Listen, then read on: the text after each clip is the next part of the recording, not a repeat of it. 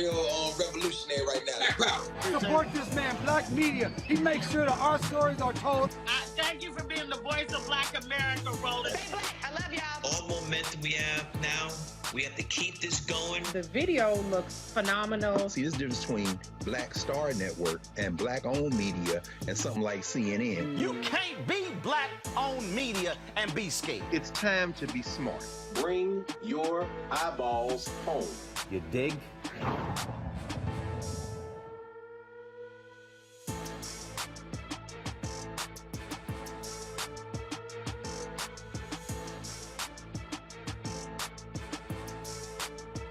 iPhone 13 on us for every customer. Current, new, everyone, to show the love.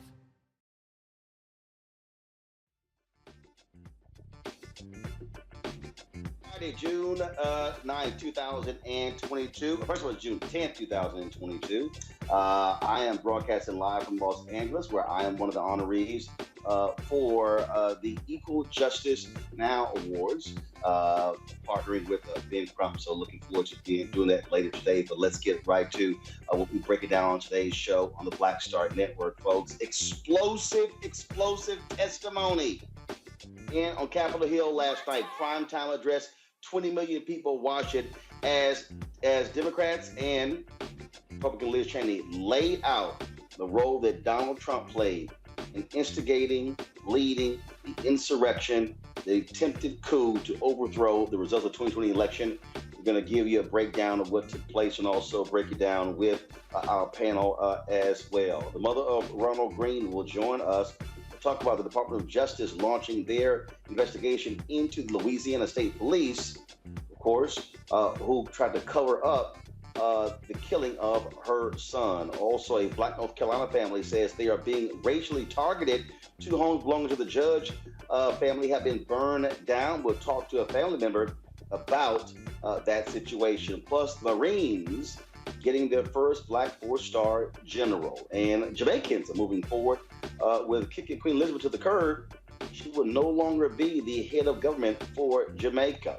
Folks, it's time to bring the funk. I'm Roland Martin Unfiltered, streaming live with Black Star Network. Let's go. He's got it. Whatever the biz, he's on it. Whatever it is, he's got the scoop, the fact, the find. And when it breaks, he's right on time and it's rolling. Best believe he's knowing. Putting it down from sports to news to politics. With entertainment just for kicks, he's rolling. It's on go, y'all. It's rolling Martin, yeah. Rolling with rolling now. He's funk, he's fresh, he's real, the best, you know he's rolling Martin now.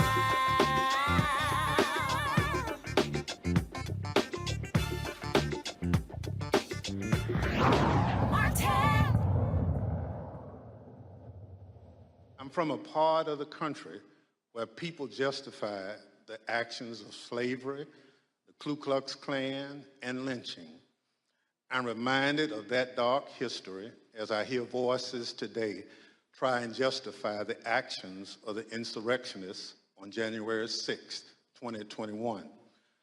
Over the next few weeks, hopefully you will get to know the other members, my colleagues up here, and me.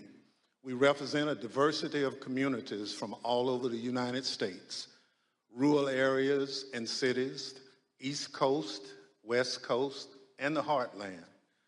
All of us have one thing in common. We swore the same oath. That same oath that all members of Congress take upon taking office and afterwards every 2 years if they are reelected. We swore an oath to defend the Constitution against all enemies, foreign and domestic. Folks, nearly 20 million people tuned in last night across various broadcast and cable networks to watch the primetime hearing of the January 6th committee that has been investigating the attack on this country on January 6, 2021. It was unmistakable in listening to Chair Benny Thompson of Mississippi listening to Congresswoman Liz Cheney from Wyoming as they methodically laid out exactly what took place on January 6, 2021, who was at fault, and who specifically was the one who was leading this effort, and that was Donald Trump. Congressman Thompson said point blank that this was an attempted coup, an effort to stop the peaceful transition that has always been the hallmark of American democracy since its founding.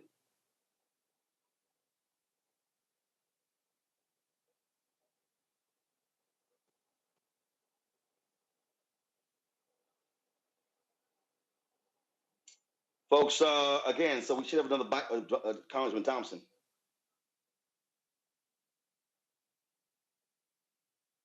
All right, folks, we're going to play some more videos. So the committee also released new videos and evidence from the deadly Capitol assault. And roll that video, please. There was about a 10-minute video that they actually played that was unbelievable, that detailed exactly how crazy that day was. There was testimony from Capitol Hill police officers as well. Roll that. For themselves. But it's going to happen. Something's going to happen. Who's free? Our streets! Who's free? Our streets!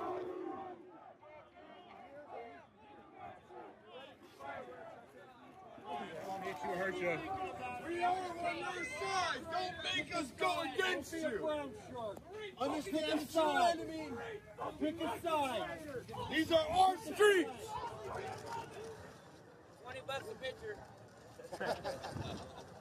I hope Mike is going to do the right thing. I hope so. I hope so. Because if Mike Pence does the right thing, we win the election. All Vice President Pence has to do is send it back to the states to recertify. And we become president, and you are the happiest people.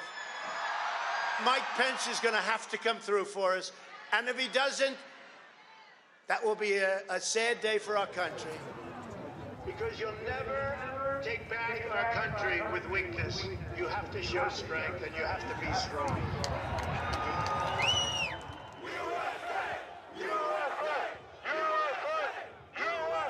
Cruiser 50, it does look like we're going to have an ad hoc march stepping off here. There's a crowd surge heading east. We love Trump! We love Trump! We love Trump! We love Trump! We love Trump! We love Trump! We love Trump! Mike Pence, I hope you're going to stand up for the good of our Constitution and for the good of our country. And if you're not, I'm going to be very disappointed in you. I will tell you right now.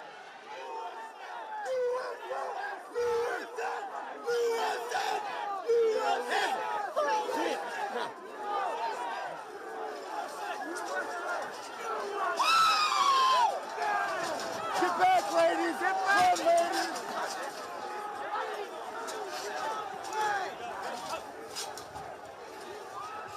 Priority. We just had protesters. Peace circle, breach the line. We need backup.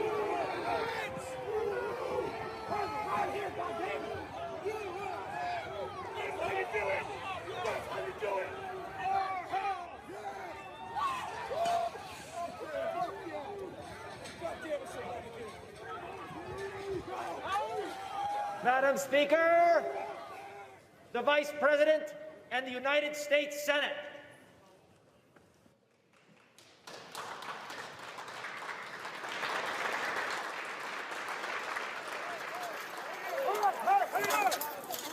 We're going to give riot warnings as soon as the apparatus is here. We're going to give riot warnings. We're going to try to get compliance, but this is now effectively a riot. 49 hours declaring it a riot. Cruiser 5 to 50, be advised, Cal Police 1 advised they're trying to breach and get to the Capitol. I copy.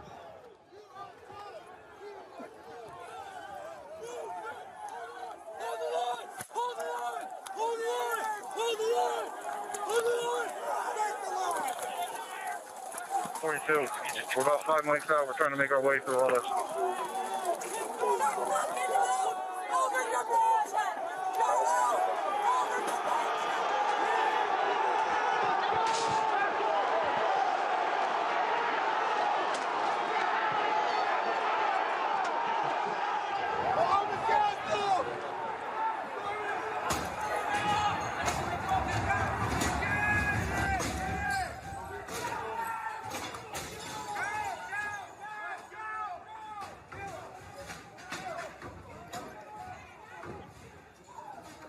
We have a breach of the Capitol.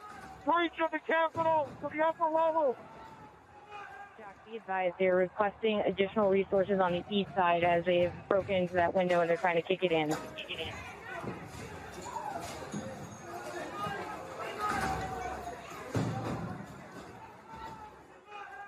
Without objection, the chair declares the House in recess pursuant to Clause 12B of Rule 1. Mike Pence didn't have the courage to do what should have been done to protect our country and our Constitution, giving states a chance to certify a corrected set of facts, not the fraudulent or inaccurate ones which they were asked to previously certify. U.S. demands the truth. Bring out Pence. Bring out Pence. Bring out Pence.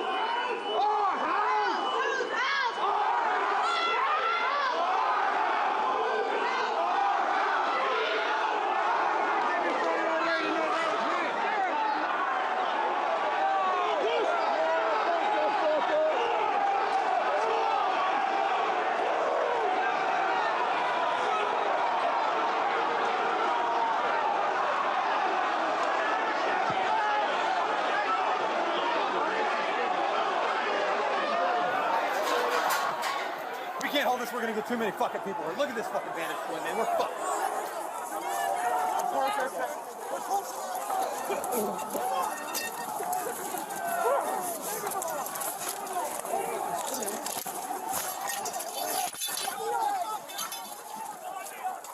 We need an area for the House members. They're all walking over now through the tunnels.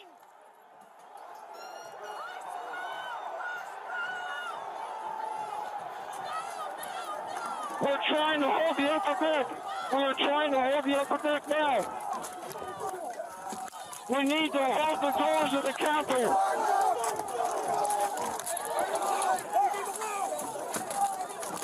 I need court support.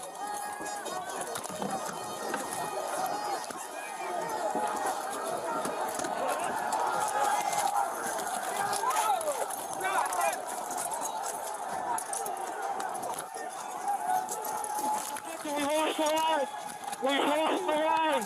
All MPD, step back. All MPD, step back up to the upper deck. All MPD, step back to the upper deck. ASAP.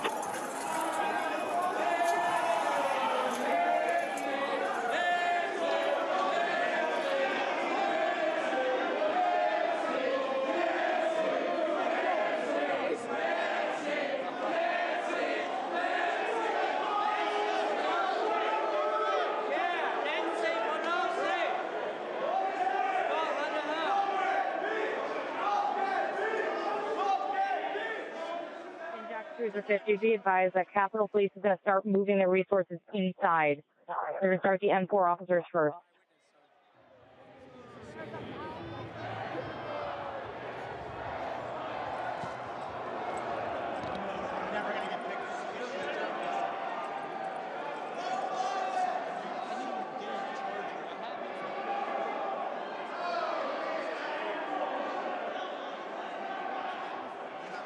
Okay, H208 with 4 members. The door's barricaded. There's people flooded the hallways outside. We have no way out. In fact, officers still remaining on the House floor, on the third floor, to use the subways themselves. It's time to evacuate so we can secure the members on the other side. Copy. It's up to us people now, the American people. What are you ready to do? One more time. What are you ready to do? And whatever it takes, I'll lay my life down if it takes. Absolutely. That's why we showed up today. Bring her out! Bring her out here! Hey! We're coming in if you don't bring her out! Fuck you, you son of a bitch!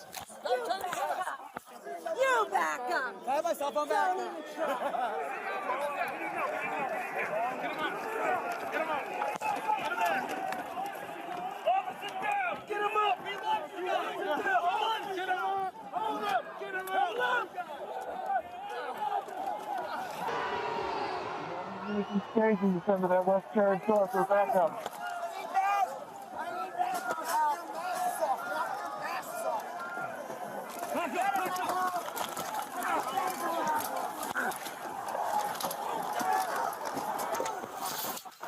They were peaceful people. These were great people. The crowd was unbelievable. And I mentioned the word love, the love in the air. I've never seen anything like it. Congresswoman Liz Cheney made it perfectly clear to Republicans that they must own their involvement in this attempted coup. In our country, we don't swear an oath to an individual or a political party. We take our oath to defend the United States Constitution, and that oath must mean something. Tonight, I say this to my Republican colleagues who are defending the indefensible. There will come a day when Donald Trump is gone, but your dishonor will remain. Tonight and in the weeks to come, you will see evidence of what motivated this violence, including directly from those who participated in this attack. You will see video of them explaining what caused them to do it. You will see their posts on social media. We will show you what they have said in federal court. On this point, there is no room for debate. Those who invaded our Capitol and battled law enforcement for hours were motivated by what President Trump had told them, that the election was stolen and that he was the rightful president. President Trump summoned the mob, assembled the mob, and lit the flame of this attack. You will also hear about plots to commit seditious conspiracy on January 6th, a crime defined in our laws as conspiring to overthrow, put down, or destroy by force the government of the United States, or to oppose by force the authority thereof.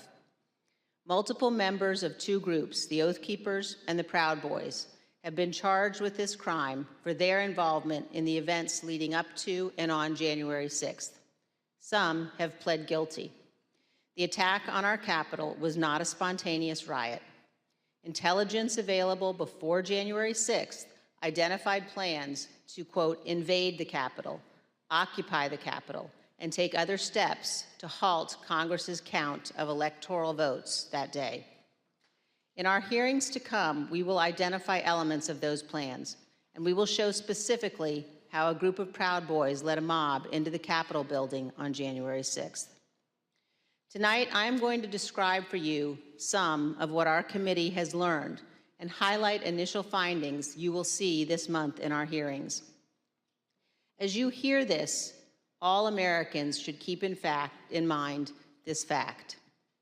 On the morning of January 6th, President Donald Trump's intention was to remain President of the United States, despite the lawful outcome of the 2020 election and in violation of his constitutional obligation to relinquish power.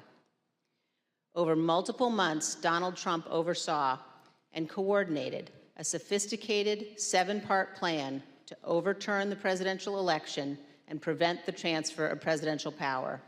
In our hearings, you will see evidence of each element of this plan. Today, while speaking about the economy in Los Angeles, President Joe Biden addressed last night's January 6th primetime hearing. The insurrection on January 6th, one of the darkest chapters in our nation's history. A brutal assault on our democracy, brutal attack on law enforcement, some losing their lives, and we heard about it last night again.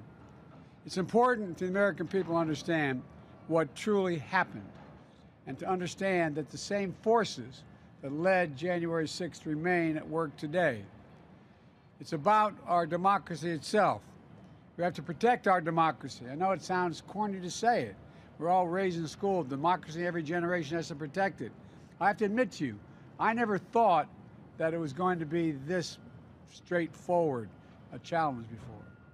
The rule of law matters in democracies, and we're seeing how the battle for the soul of America has been far from won.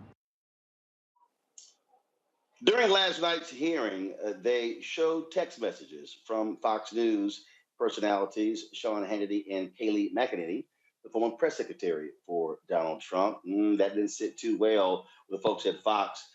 They, of course, didn't cover the hearing. And in fact, today on Outnumbered, with Kaylee's a co-host with Harris Faulkner and others, they didn't even bring up the hearing.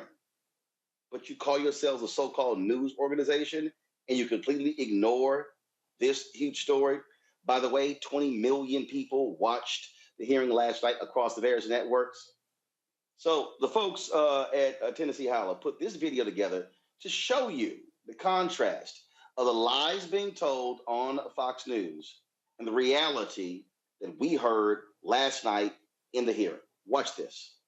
The dullest, the most boring. There's absolutely nothing new. Most of the footage we're about to play has never been seen. It is a made-for-TV smear campaign against President Trump. The judge evaluated the facts, and he reached the conclusion that President Trump's efforts to pressure Vice President Pence to act illegally by refusing to count electoral votes likely violated 2 federal criminal statutes. There's no respect for truth. There was no insurrection. There was a riot, a small one, that got a little bit out of hand. Leaders on Capitol Hill begged the president for help, including Republican leader McCarthy, who was, quote, scared, and called multiple members of President Trump's family after he could not persuade the president himself. But this was not an insurrection. And whatever it takes, I'll lay my life down if it takes. Absolutely. That's why we showed up today. The whole thing is insulting. In fact, it's deranged. And aware of the rioters' chance to hang Mike Pence, the president responded with this sentiment, quote, maybe our supporters have the right idea. Mike Pence, quote, deserves it. Why didn't they lift a finger with all the intelligence they had ahead of time to protect the Capitol, to protect every elected official? Not only did President Trump refuse to tell the mob to leave the Capitol, he placed no call to any element of the United States government to instruct that the Capitol be defended. You might get an insurrection if you behave like that. Speaking of insurrection. This peaceful transfer of power has been honored by every American president, except one. I absolutely love how those folks can just sit there and lie. And what an idiot Jason Whitlock is. I mean, first of all, you know you don't have any credibility if the one person you want to call for analysis about January 6th is Jason Whitlock, truly one of the dumbest people in America. Let's talk about this with Melanie Campbell. She is the president and CEO of the National Coalition on Black Civic Participation for Washington, D.C. Also joining us is Kelly Bethea, communications strategist, Michael Imhotep, host of the African History Network, Terrain Bailey, attorney. Glad to have all 4 of you with us. Melanie, I want to start with you. We laid this whole thing out. First of all, it was an incredible 2-hour hearing. Just your assessment of what you heard and saw last night. Well, Roland, clearly, first of all, I think that, first of all, I'll give you a shout out. Heard you about getting that award. I want to stop before I don't get a chance. Well deserved. But at the end of the day, I think what was most riveting to me was actually the videos where you could really feel the riot, the insurrection. We saw tapes before and we thought we had seen the worst of it, but you could feel that what was happening in a very different way by the fact that the documentarian was able to actually to show that, and they were in the midst of the bowels of that riot. And it just did something to everyone that I spoke to said the same thing today. But I think what Congressman Thompson and did with the hearing last night really just makes it clear. Donald Trump is responsible for trying to overthrow the government of the United States so that he can stay in power. And the question, and also the teasers to let us know that more is coming for those Congress people who, some of them were definitely involved in it as well. We know about the Proud Boys and all of that, but there were also Congress people involved. Well, what was interesting in the testimony terrain, to hear them say that Republican members of Congress sought out pardons for their action on January 6th. They even named Congressman Scott Perry. He tweeted, "Oh, he never did such a thing." But for them to actually name check him says they've got the proof. They absolutely have the proof against every congressman who participated in any part of that insurrection, that attempted insurrection that day. What I find amazing is the ongoing attempt to gaslight America. And particularly when I watched Fox News at the same time that I was watching the hearing, and it was like living in two alternate universes. And they clearly wanted to distract their viewership and say, this is not happening. Everything else that's happening in the world is not real. What we're putting on Fox News right now is real. So they do have these congressmen, they have their staffers, right where they want them. So they have enough evidence to go forward. It's clear that they're establishing that Donald Trump led this insurrection. He encouraged this insurrection with the assistance of many of the GOP leaders in D.C. And it's really sad that this is where we are as a country, listening to this new footage where you can actually hear the Capitol Police and their commentary, and as they were observing it and experiencing it, it was heart-wrenching for them to understand that they knew they were outnumbered, but they still stood there and they did their jobs. It was amazing. Those are true American heroes. Kelly, Harry Dunn was one of the officers who has consistently spoken out, and here's what he had to say last night. Today just confirmed my opinions and my suspicions about what happened. It's no longer my opinion to say that Donald Trump did not help us. It's no longer my opinion that is in fact. I didn't know that Mike Pence was emphatically pleading to stop it. I didn't know that, so that just makes it even more disheartening that help didn't come, because you got the number 2 powerful person in the world saying stop it, and number 1 is not. So that's just a little disheartening. So his job is to protect this country and to protect us, and he did it.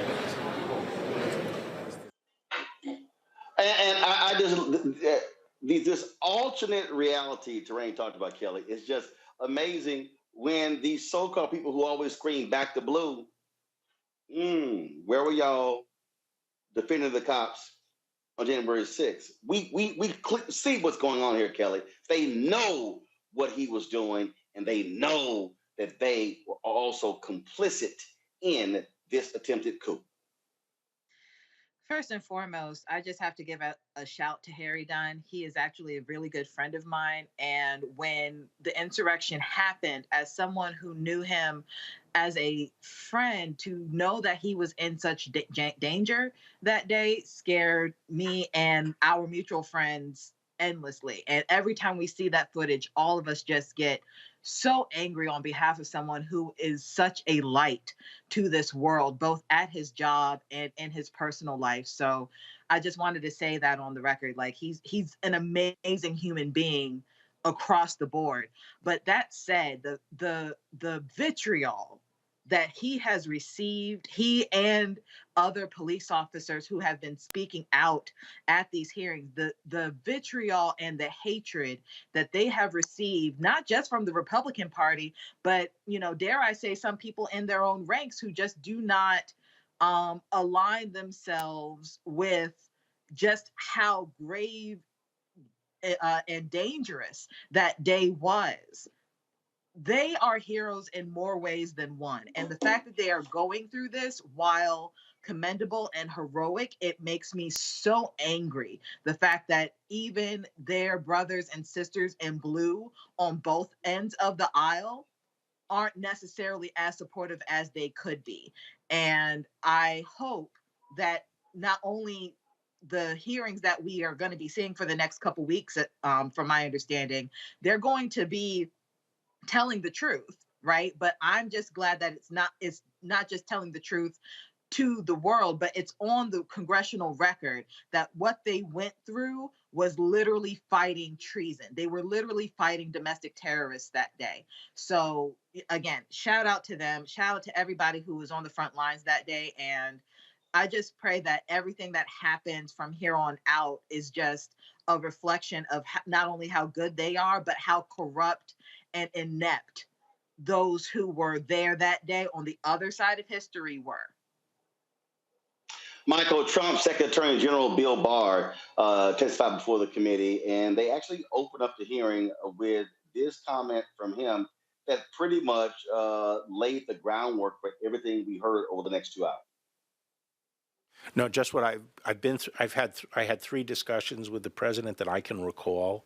One was on November 23rd, one was on December 1st, and one was on December 14th. And I've been through sort of the give and take of those discussions. And in that context, I made it clear I did not agree with the idea of saying the election was stolen and putting out this stuff, which I told the president was bullshit. And you know, I didn't want to be a part of it, and that's one of the reasons that went into me deciding to leave when I did. I observed, I think it was on December 1st, that, you know, how can you can't live in a world where the incumbent administration stays in power based on its view, unsupported by specific evidence, that there was fraud in the election. I mean, Michael, by putting that out there first, I mean, this is the guy who did everything to protect Donald Trump with the Mueller report. And this was important just to methodically lay the facts out. Exactly. And keep in mind, Attorney General William Barr also resigned about a month before Trump left office as well. Okay, and that was one of the reasons why, because he disagreed with Trump. You know, I watched the whole thing yesterday, Roland. I watched the hour of the preview on MSNBC. I watched the whole hearing. Then I watched the analysis afterwards. Yesterday was fantastic. Documentarian Nick Quested did a fantastic job. I've been reading through articles about this, and I knew that this was the type of information that was coming, because I've been following the investigations they've been doing. There's been over 1,000 people they've interviewed. They reviewed over 140,000 documents. So I wasn't pressing the committee. I knew this stuff was coming. Now, this coming Monday, they're going to break down. They're going to go through and systematically dissect the big lie. That's what's coming this Monday. So this was fantastic. A lot of new evidence came out, footage we had not seen before. People around Trump who told him, no, you lost, you're lying, etc. Attorney General William Barr. We saw Ivanka Trump, and we saw that she believed William Barr. We saw, Scott Perry pursuing a pardon, but also they're inviting Scott Perry to come testify. They say, well, if you disagree with our findings, you can come testify under oath. And Chairman Benny Thompson was interviewed by Nicole Wallace today on Deadline White House. And she asked him, would you let President Trump come, former President Trump come? He said, yeah, if he comes under oath, testifies that he can. But if he thinks he's going to perjure himself, he better think again. So this is fantastic. I love it. Seriously, I love it. And this reminds me, lastly, of the July 1863 New York City draft riot during the Civil War, where working class white men retaliated against the federal government because they were being drafted to fight in the Civil War. Many of them did not have the $300 to avoid being drafted. And they said, wait a second, you said the Civil War was about keeping the Union together. This was after the Emancipation Proclamation. They said, now you're talking about freeing the slaves. They retaliated and they attacked federal buildings. There were about 119 people killed, and they also attacked African Americans as well. This was a bloody riot, one of the worst riots in the history of this country. This is before, of course, Tulsa Massacre, 1921. This is the New York City draft riot, 1863, during the Civil War. Melanie, to sit here and listen to people who say, oh my God, the hearings were boring and they could have made it more compelling. I'm sorry, everything literally is not a damn television show or a movie. I mean, what we're talking about here is, as Congressman Thompson said, this was an attempted coup. And so I'm sorry we can't have a Michael Mann movie, or a F. Gary Gray movie. This can't be Fast and Furious 9, 10, or 11. This is real stuff. And the fact that 20 million people saw this, and you can have others who are saying that, well, we pretty much knew all this sort of stuff. No, I think there were people last night who had to see the gravity of what took place. And I think with these hearings coming up, and I think every one of them should be in prime time. They should, if the television networks, oh, we don't want them in prime time, damn your prime time shows. Put this in prime time, because American people need to sit at home and listen to this so they understand the evil that exists in the Republican Party, because they continue to defend this big lie. Well, I tell you, last night my brother who votes, but he doesn't like to get that engaged on some of these things. Me and my brother sat here the entire 2 hours, and he was talking about it when I came home today. It's like people are paying. People who watched paid attention, and I think next week, and I agree with you, they need to keep it on prime time, no matter what Fox News, because there's certain people who go, no matter what happens, they're not. Those aren't the people that's going to ever own it, because they have a different mindset about what it's about in the first place. Right? Anything is going to keep white people on the top of the heap, and so Donald Trump fits that bill. So it doesn't matter what happens. But the American people have to know, and those who say they support the blue, really, this is how you support the blue, and then you're gonna elect Congress people. You have an opportunity to find out where people stood on whether or not they believe in this democracy that you all say you love so much, but you're flying the flag and taking people out like Kaepernick because he took a knee. So how patriotic are you really when you say you love this country? Because if you love this country, then what happened on January 6th, then you're going to show it also at the ballot box and who you decide you want to bring back to Congress in 2023. And the thing here, Terrain, again, what we heard were folks who are breaking the law. We heard them lay out perjury. We heard some serious charges. And the thing that I keep reminding people, that the individuals in the Republican Party who were involved in this, they are still in office. If they win the House in November, they're now in power. And so that's why also these hearings are important, because we need to know exactly who the evil perpetrators are. You're absolutely correct. If the Republicans take the House in the fall, then they are in office. And I believe that that's the goal of these hearings, is to inform the electorate of what really happened. But Roland, the reality of it is there are just people in this country who choose not to see what is in their face. They choose to believe in an America that existed long before we were born. They want to go back to making America great again. Well, it hasn't been great for us as African Americans, as people of color, very long, even if it is at all now. And they want to go back there, and they support anyone who's willing to let them hold their position that America was previously great in the way it is now. They believe that Black people and people of color are taking over. But yes, we need to be really concerned that we potentially have criminals who are going to be leading our country and leading our House of Representatives. We need to be gravely concerned about that. And I believe that what the House is trying to do now is to set it up so that before the elections, people can make an informed decision, that some of these people can be disqualified for running. But the Republicans will do anything to regain their position in the House and to stay in power. And that's the sad reality. Kelly, again, as I just sat there and I listened and saw the video and heard the testimony, all I could think about were the constant lies that we kept hearing coming from the White House. And as they laid out what they're going to, unfold in the next hearings, it's going to make it perfectly plain. And I tweeted this, and I said, we should never forget that when the Ari Fleischers of the world wrote a column expressing why he supported Donald Trump in 2020, when Governor Chris Christie, when Jack Nicklaus, when Geraldo Rivera, when James Baker, when all these Republicans stood by this man, they were supporting this. This is the same man before January 6th and after January 6th. And the Republican Party is in lockstep with him. And so this, to me, these hearings, it is drawing a line. And it's going to expose anybody to say, if you still stand with this man, you are absolutely on the side of evil and not on America. You are not a patriot.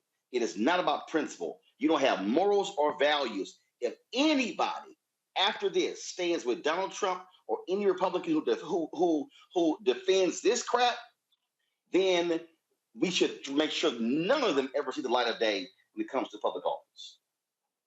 I couldn't agree with you more. This hearing for me is really just a revelation, so to speak. It is literally shedding light on the shadows that we knew existed for the 4 years that Trump was in office.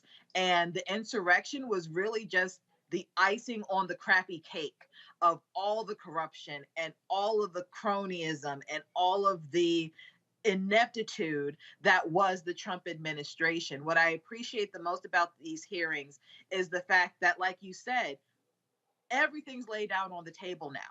And you will not have a choice but to be on one side of history or the other. You're either going to align yourself with domestic terrorists or you're not. You're either going to align yourself with the cult leader or you're not. And right now, what we're seeing in the footage of people like Bill Barr and the others that we saw last night, it's, yeah, I'm following a cult leader, but here's why. And they're trying to mitigate or really just straddle that line. We cannot afford any more line straddlers now. The Republican Party is already in the realm of a cult-like mentality.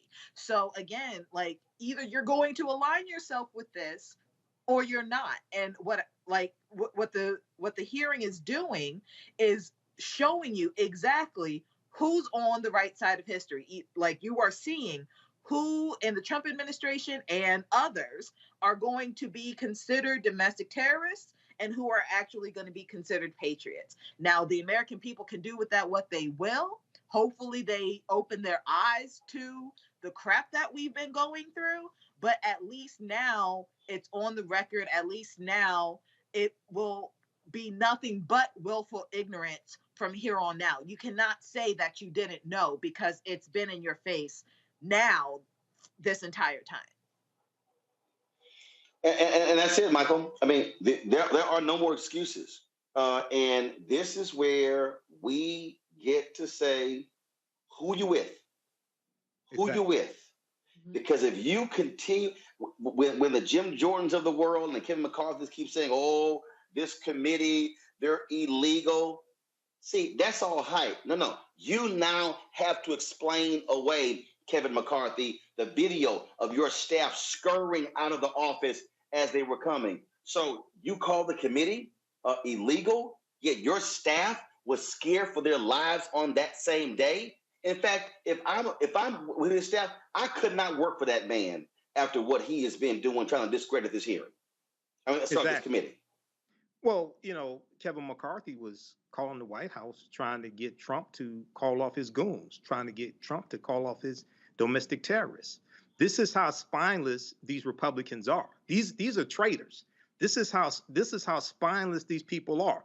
And this is it. This is an example of how elections have consequences, because the reason why Benny Thompson is chairman of that committee is because people went out and voted, especially African Americans, and Democrats have control of the House. Okay. Now, also, when you talk about these traitorous Republicans, we have to keep in mind, when we look at how they vote, they consistently vote against our own interests. And just a couple of weeks ago, all the Republicans, except for one, Adam Kinzinger, all of them voted against the Domestic Terrorism Prevention Act in the House of Representatives. I wonder why.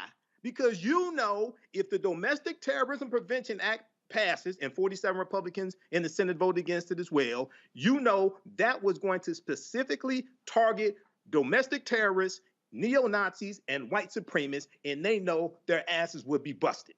This is why every last one of those traitors, keep in mind, 147 of those traitors voted not to certify the 2020 presidential elections. 139 in the House, and I think it was 8 in the Senate. All those traitors have to be dealt with. All of them have to be voted out of office, and then hopefully they'll be prosecuted to the fullest extent of the law. And, you know, treason is defined by Article 3, Section 3 of the U.S. Constitution, and we know what the penalty for treason is also. Melanie, final comment on this topic here. There were a number of conservatives, Republicans, who tried to, yesterday and today, it's about inflation. And yes, the report came out showing what inflation is, saying that's the only thing people are going to be focused on in November. I disagree. I disagree. I think people are going to be voting on this issue. I think they're definitely going to be voting on the issue of guns. They're going to be voting on the issue of Roe v. Wade, depending upon what the Supreme Court decision is. And so the economy certainly is a critical issue. But I think what this hearing, when all these hearings have run its course, it is going to be damning for the entire Republican Party.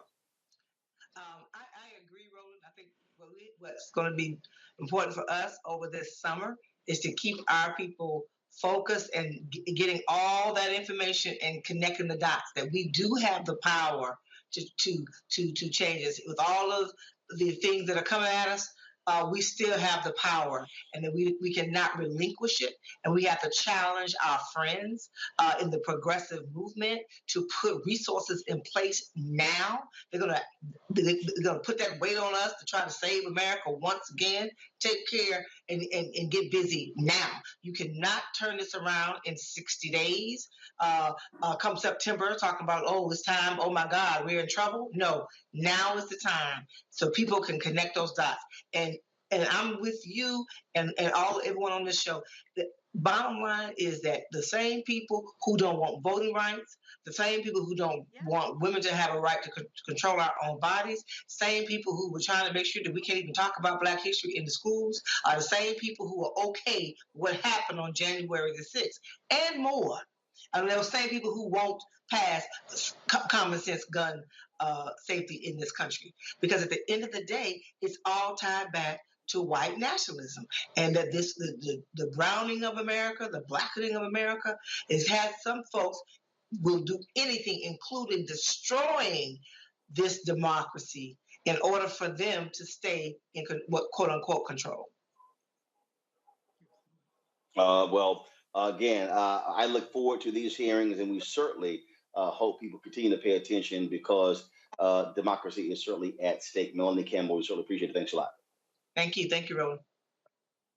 All right, folks, got to go to a break. When we come back, other top stories that we're looking at, the issue of the economy, inflation is one of those. Also, another child laid to rest in Uvalde, Texas. We'll tell you about that, as well as a North Carolina family that was they've been the target of arson. We'll talk to one of those family members. Folks, if you want to support us in what we do, please download the Black Start Network app. It's available on all platforms: Apple phone, Android phone, Apple TV, Android TV, Roku, Amazon Fire TV, Xbox One, and Samsung Smart TV.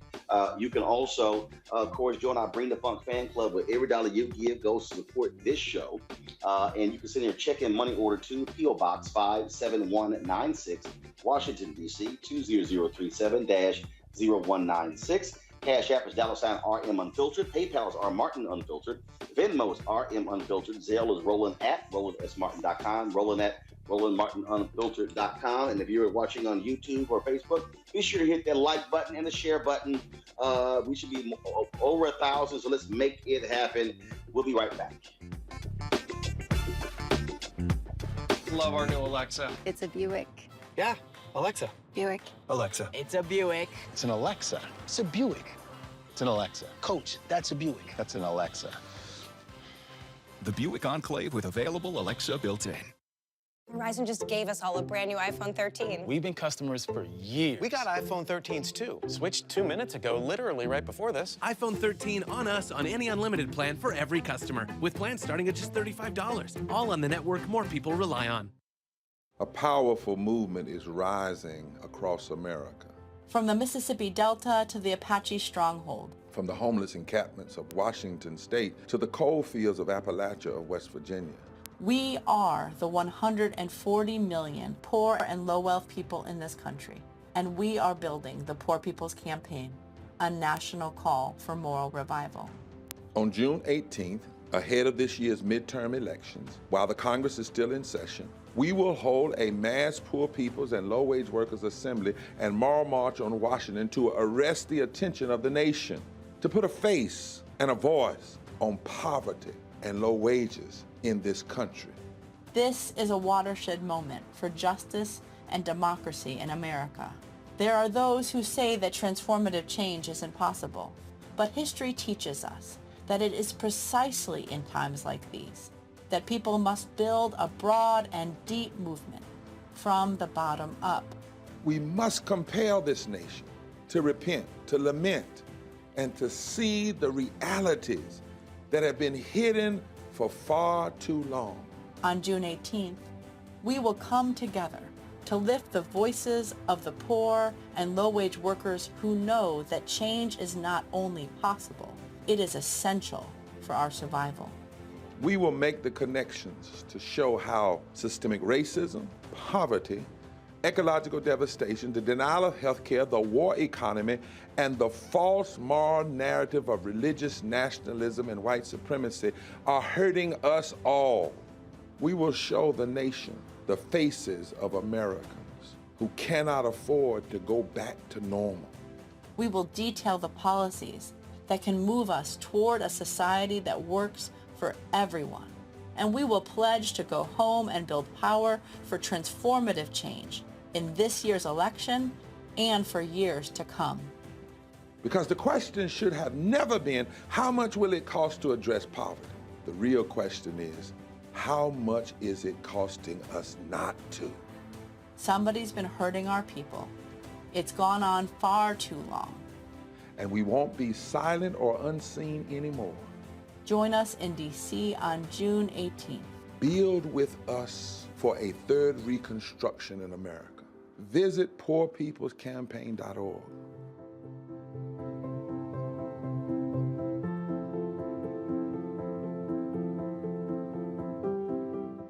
How about sushi? I just had sushi for lunch yesterday.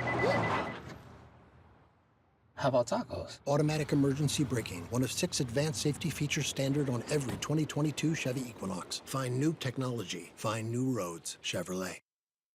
I'm Angie Stone. Hi, I'm Teresa Griffin. Oh, Roland. Hey, Roland, I am so disappointed that you are not here, first of all. Where's our dance? It's like we get a dance in every time I see you. And so now you're not here for me to dance with, sir. You and your ascot. I need it. I need that in my life right now. Okay, I love you, Roland. What's up? I'm Lance Gross, and you're watching Roland Martin Unfiltered.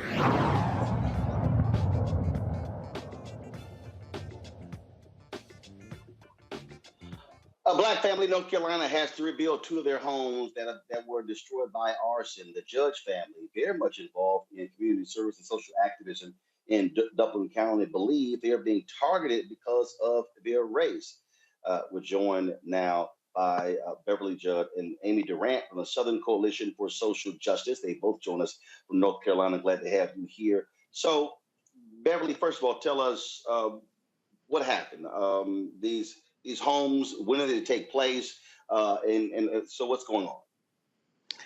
Well, on January the 26th, I was asleep and it was approximately 2:45 in the morning.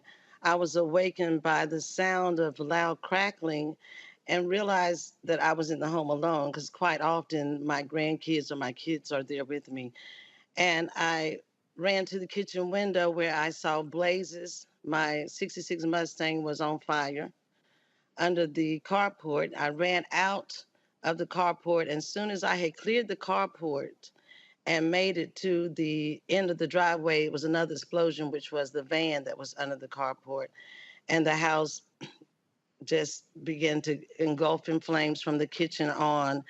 But it took a while. It burned for a long time. I called 911, called the fire department, and that house burned for many hours, at least over 7 hours. It was. And has it been declared that it's arson? Oh, yeah, it was declared as arson that night.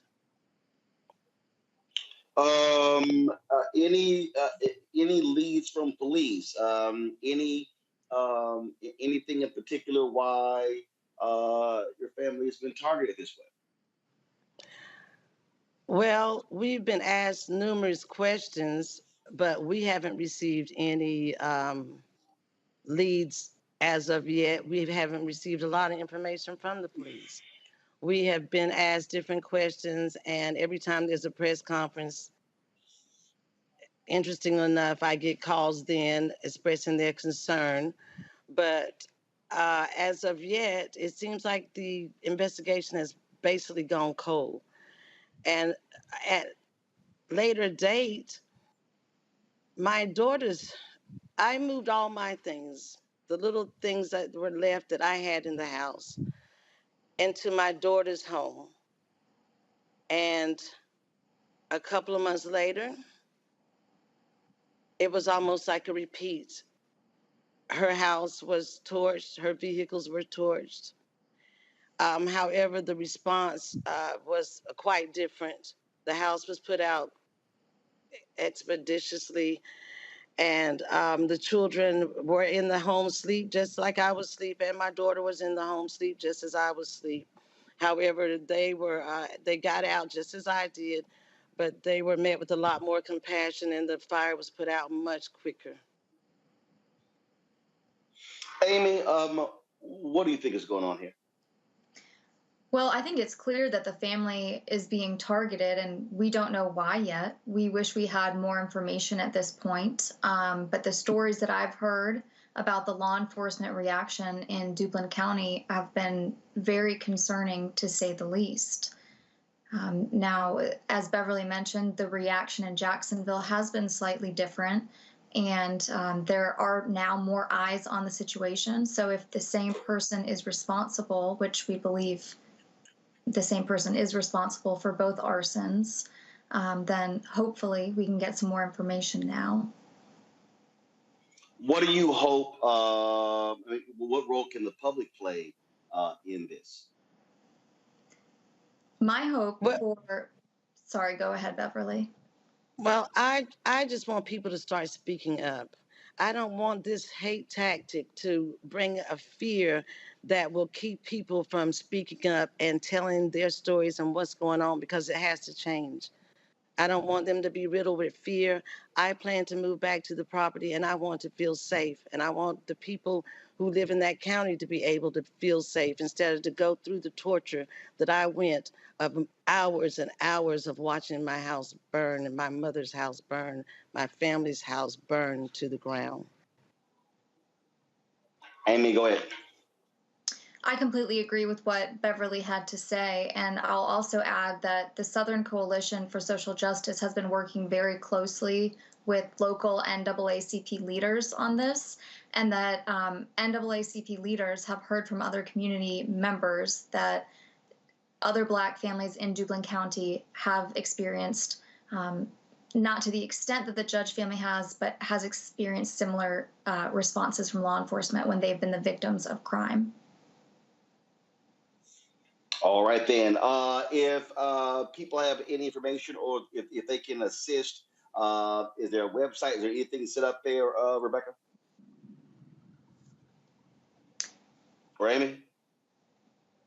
Yes, there is a website. So our website, the Southern Coalition for Social Justice, has a section that's dedicated to this issue, so they can go to our website. Beverly, is there anything you'd like to add to that? I would just like to encourage people to speak up and to know that we are, in fact, going to rebuild. And I appreciate the support of the churches and the community that have been supportive to us, and to know that we are appreciative to them and that we're going to help to build an economic strength in our community and help our other neighbors that are supportive and that want to feel protected. We are fighting for you as well as you are fighting for us and our support. And there are 2 GoFundMes. There's one for my home and my mother's home, family home, and there's also one for Aisha Bullock, my daughter's home. And that will be listed. I'm sure Amy can give information on that as well, that people can reach out and support. And I'd like to thank all of those that have supported with us thus far. All right, then. Beverly and Amy, we surely appreciate it. Thank you so very much. Thank you. You know, Terrain, what this story underscores is what continues to happen to African Americans in this country.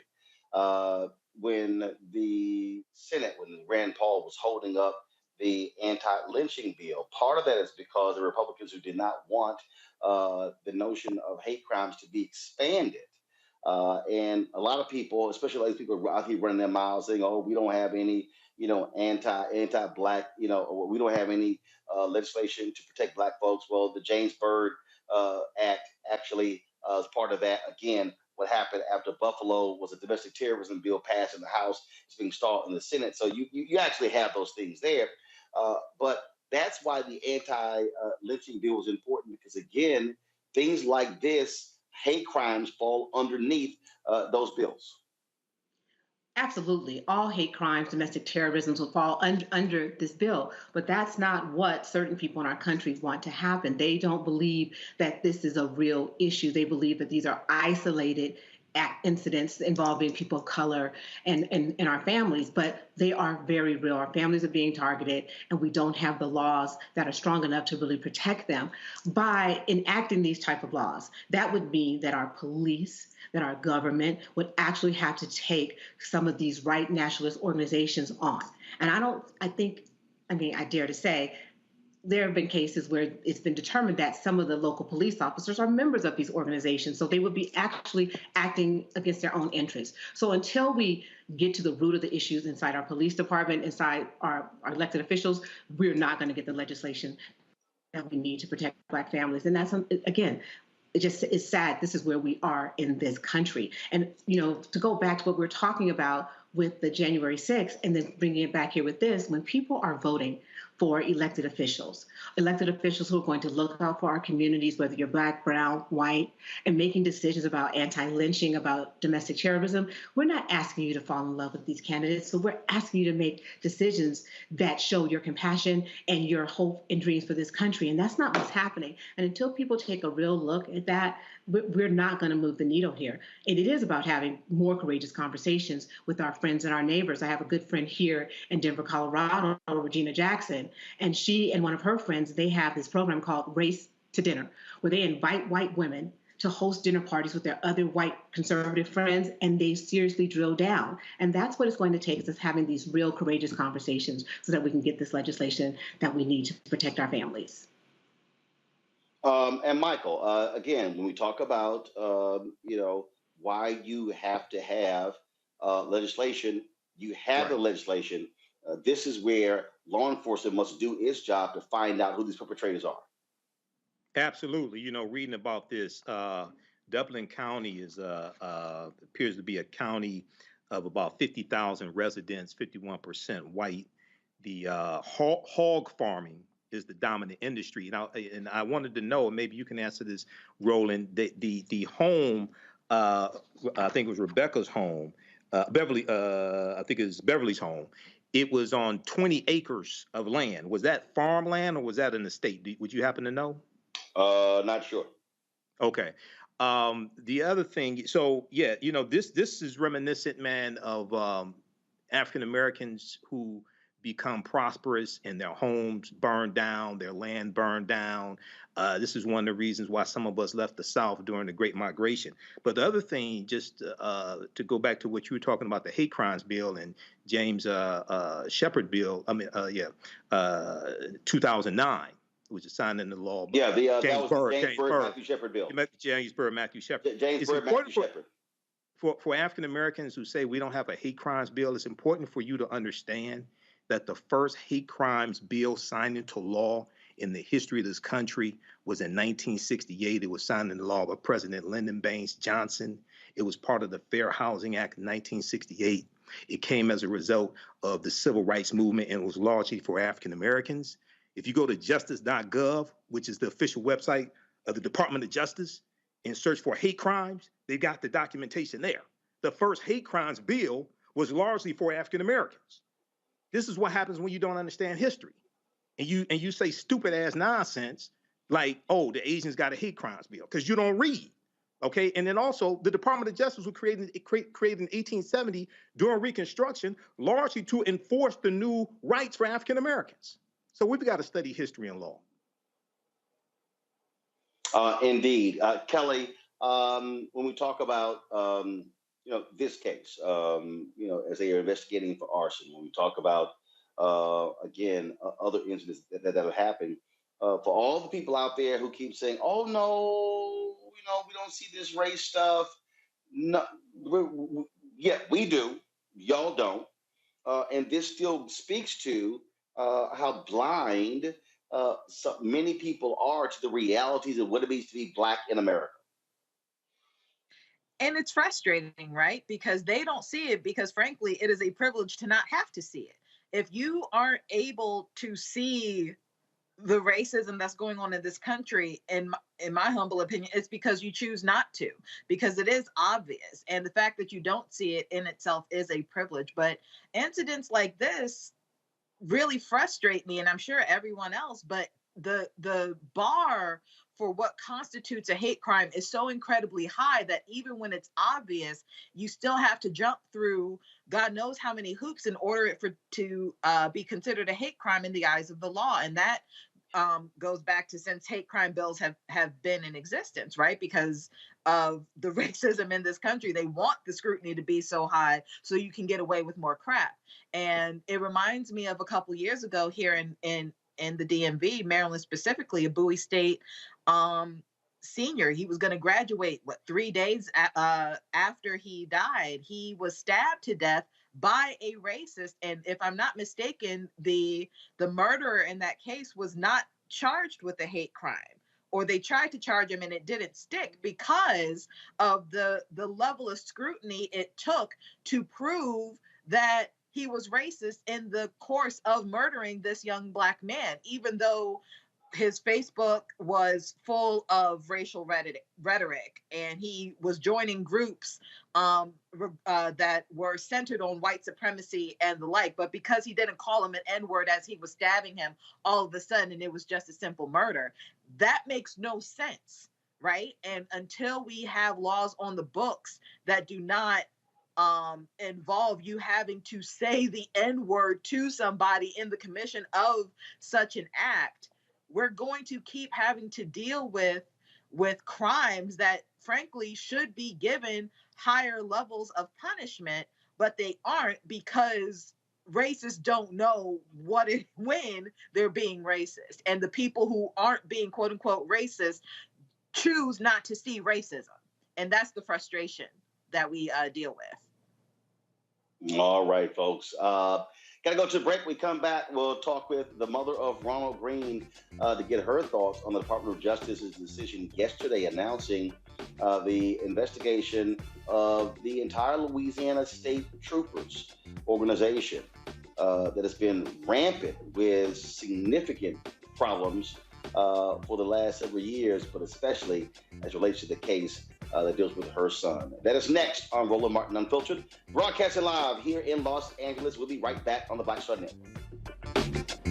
Verizon just gave us all a brand new iPhone 13. We've been customers for years. I thought new phones were for new customers. We got iPhone 13s too, switched to Verizon 2 minutes ago. Ours were busted, and we still got a shiny new one. Check it out. So wait, everybody gets the same great deal? I think that's the point. iPhone 13 on us for every customer. Current, new, everyone. On any unlimited plan, starting at just $35. All on the network more people rely on.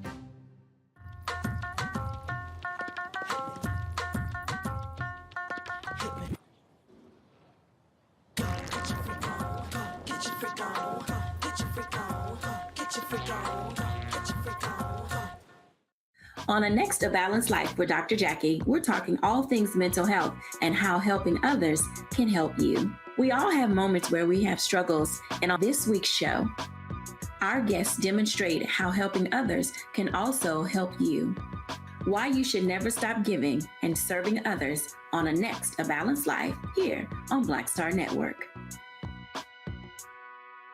Love our new Alexa. It's a Buick. Yeah, Alexa. Buick. Alexa. It's a Buick. It's an Alexa. It's a Buick. It's an Alexa. Coach, that's a Buick. That's an Alexa.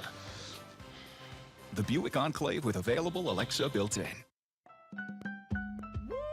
We're all impacted by the culture, whether we know it or not. From politics to music and entertainment, it's a huge part of our lives, and we're going to talk about it every day right here on The Culture with me, Faraji Muhammad, only on the Black Star Network. How about sushi? I just had sushi for lunch yesterday. How about tacos? Automatic emergency braking, one of 6 advanced safety features standard on every 2022 Chevy Equinox. Find new technology. Find new roads. Chevrolet.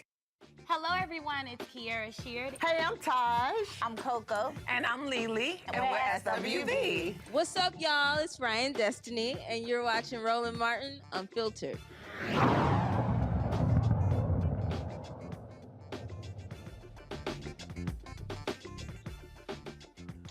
Louisiana State Police are now being investigated by the Department of Justice due to numerous cases of excessive force against Black men. One of those cases that has gotten lots of attention in the last 3 years is that of Ronald Greene.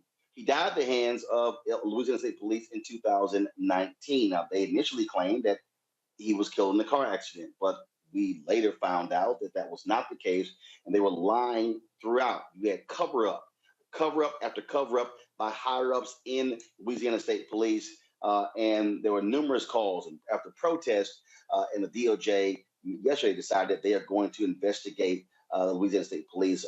Ronald Greene's mother, Mona Harton, joins me from Orlando. Glad to have you here. Let's talk about at the White House a couple of weeks ago, the signing on the signing of the executive orders dealing with police reform. That still wasn't enough because, of course, many people still want the George Floyd Justice Act. And in this story, this is a perfect example of how police will protect themselves. They will lie. They will make things up as opposed to being honest about the truth. Yes, and I thank you. What's been happening is just like you said, it can't get any more clearer than what it is. We've come this far, and my family is one of thousands who are waiting for a voice and opportunity. What's been happening, we've been waiting forever for it. I can't say enough that as long as we keep traction and the momentum is what we all just pray for. Someone to just listen to us. I can't even believe that we have to keep shouting. We have to keep talking and keep the noise up to recognize the killing, the genocide that's been going on throughout the United States. It angers me to speak on this level. What does it take to recognize the murder of a man? Any other time you recognize what's going on out there, but why is it that you have deaf ears and blind eyes to the killings of Black and brown communities? It angers me. The DOJ announcement yesterday, there were numerous organizations that have been pushing for this. And just your initial reaction once the DOJ notified you and others that they were actually going to finally do this. It's I was all over the place. Emotionally, I was all over the place. I was so damn happy. I was on cloud nine, and all I can say is, please don't drop the ball here. Our family's been waiting on this. Do a good job. Please be of integrity. Just move forward. Let's keep doing this. I'm just so elated. I'm so happy. And in the same breath, I'm like, please don't drop the ball. There shouldn't be any more ifs. We need to recognize what's going on, and let's fix this. This is the one chance that Louisiana has to clean its act up. the dismantling needs to be done. It's no other way of sugarcoating what's going on. Terrain, this is precisely why African Americans have always looked to the federal government, because we've not been able to trust that the state is going to do what is right and just. Absolutely. Families and our communities, if it wasn't for the federal government, we wouldn't have these investigations consistently, time and time again. Local governments look at their own, and then they declare no harm, no foul. The officers were acting within the scope of their duties. It's not until the feds get involved that we have an opportunity to really drill down and see what's going on. I mean, we saw what happened in Savannah, down in Georgia with Ahmaud Arbery. The local DA said no harm, no foul. There was no crime here. And then the feds started looking, other people outside of the town started looking, and absolutely a jury came back and found those men guilty. So I'm pretty ecstatic for the Greene family that they will have the opportunity to have someone look at what happened here with Ronald Greene and then try to make some systemic changes to address the racism and the brutality that people have been enduring at the hands of Louisiana police officers. I mean, you take a random traffic stop, we all have the opportunity, I know me, speed, run through a stop sign or do a California stop. That should not result in someone's death. There is no reason. So hopefully this investigation will lead to new change in Louisiana. But my question is, how many investigations do we have to have in this country at the federal level before we make widespread change in our police department, beginning at the federal level, where our Congress does something and says, okay, this is a problem where we have to address because we have investigation after investigation, but we still have more dead bodies. And Mona, on that particular point, that's what really they just straight lied as to what happened. I mean, they just how do you go from, it was a car accident to being viciously beaten? Exactly. That's what we've said. We screamed it at the top of our lungs. You see it. When I first saw the video of my son, I saw they meant to kill him. For whatever reason, my son wasn't going to walk away. I said that at the very beginning, and it's something that I can't take. When I see my son, I wanted to see my son take his last breath, and the fact that I saw they had no mercy on him, and my son wasn't that type of a man. He cared for no matter what. And all I can say is, God's got my son. God's got my son. How they took him and how brutal they were. What makes me move forward is just knowing that he's with the Lord, and I have to think like that. I have to. But for what I'm doing here, there's no stopping. And I cannot sleep until I have justice on those that put their hands on my son and the cover up. It's just like you said. There's no other way you can paint this picture. You can't sugarcoat it. It shouldn't be sugarcoated. You shouldn't have to go through it piece by piece, dismantle it, just because there's a cover up here. There's a damn cover up. And every damn piece of it to be revealed. People need to pay. And until you make an example of those who has condoned this and continues to condone it, because it didn't start with Ronnie and it's been going on since Ronnie. And if we don't, and it's a shame that if we don't keep up the noise, they will squash it. That's the sad part. Everybody can go. Michael, I was downstairs. I was getting something to eat. And Ben Crump and some other attorneys stopped by, and we were talking, and we talked about the second-degree murder charge placed yesterday in Grand Rapids, and Ben said, "Well, people need to understand, public pressure made that happen." Yes. The reason the Department of Justice moved yesterday was because of public pressure. It was the protest there at State Capitol in Baton Rouge. It was a protest other places in Louisiana. It was Mona and the attorneys coming on this show and others. That's what it took. It took all of that energy for this to actually happen. Exactly, Roland. And first of all, my sister Mona, my condolences to you and your family. I hope you get full justice. I hope the officers are prosecuted to the fullest extent of the law and found guilty if the evidence proves that, which it looks like it does. Yeah, Roland, I watched the press conference yesterday. I knew charges were coming, second-degree murder charges. I knew charges were coming, and yes, the protests are part of it.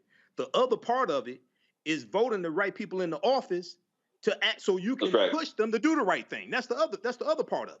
Okay, this Department of Justice here is much different than the Donald Trump Department of Justice. Okay, Department of Justice under Merrick Garland, much different than the Department of Justice of the Jefferson Beauregard Sessions III, who backed off of holding police accountable, who backed off of doing the investigations into the patterns or practices of police departments. Elections have consequences, so protests are part of it, and voting and putting the right people in office and putting pressure on them is the other part of it as well, holding them accountable. Indeed, and Mona, when you were talking about the cover-up, I mean, we're talking about superiors. I mean, this thing went up the chain of command, and the lies just escalated as it continued. And now, because of the DOJ, they're not just coming in looking at the Ronald Greene case. They now have the capacity to look at any number of cases that stretch back years dealing with the Louisiana State Police. Yes, it's a shame we have to shine it at such magnitude, but it's a good thing because you're gonna dig up the daggone dirt. You're gonna dig up the filth that they were good.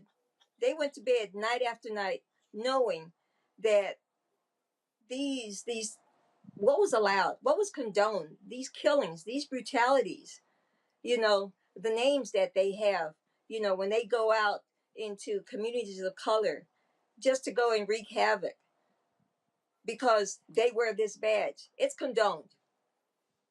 And they need to make an example. They need to make an example because unless we made the noise, where would we be? Unless it was for whistleblowers, for all these activists, ACLU, these news stations, where would we be? Why do we have to go through such magnitude in order to process killers? Condone, state paid, with tax dollar money, killers. Why do we have to go through this? The dismantling is so huge, but it needs to be done. And Kelly, the governor is going to be testifying publicly about his knowledge of this case as well, because previous reporting showed that he got a call that night about what happened. And for the longest, they acted as if none of these things happened. This is why the investigation is needed, because people have to have trust in. Look, law enforcement can't keep telling us, trust us, if you keep doing stuff that says we can't trust you.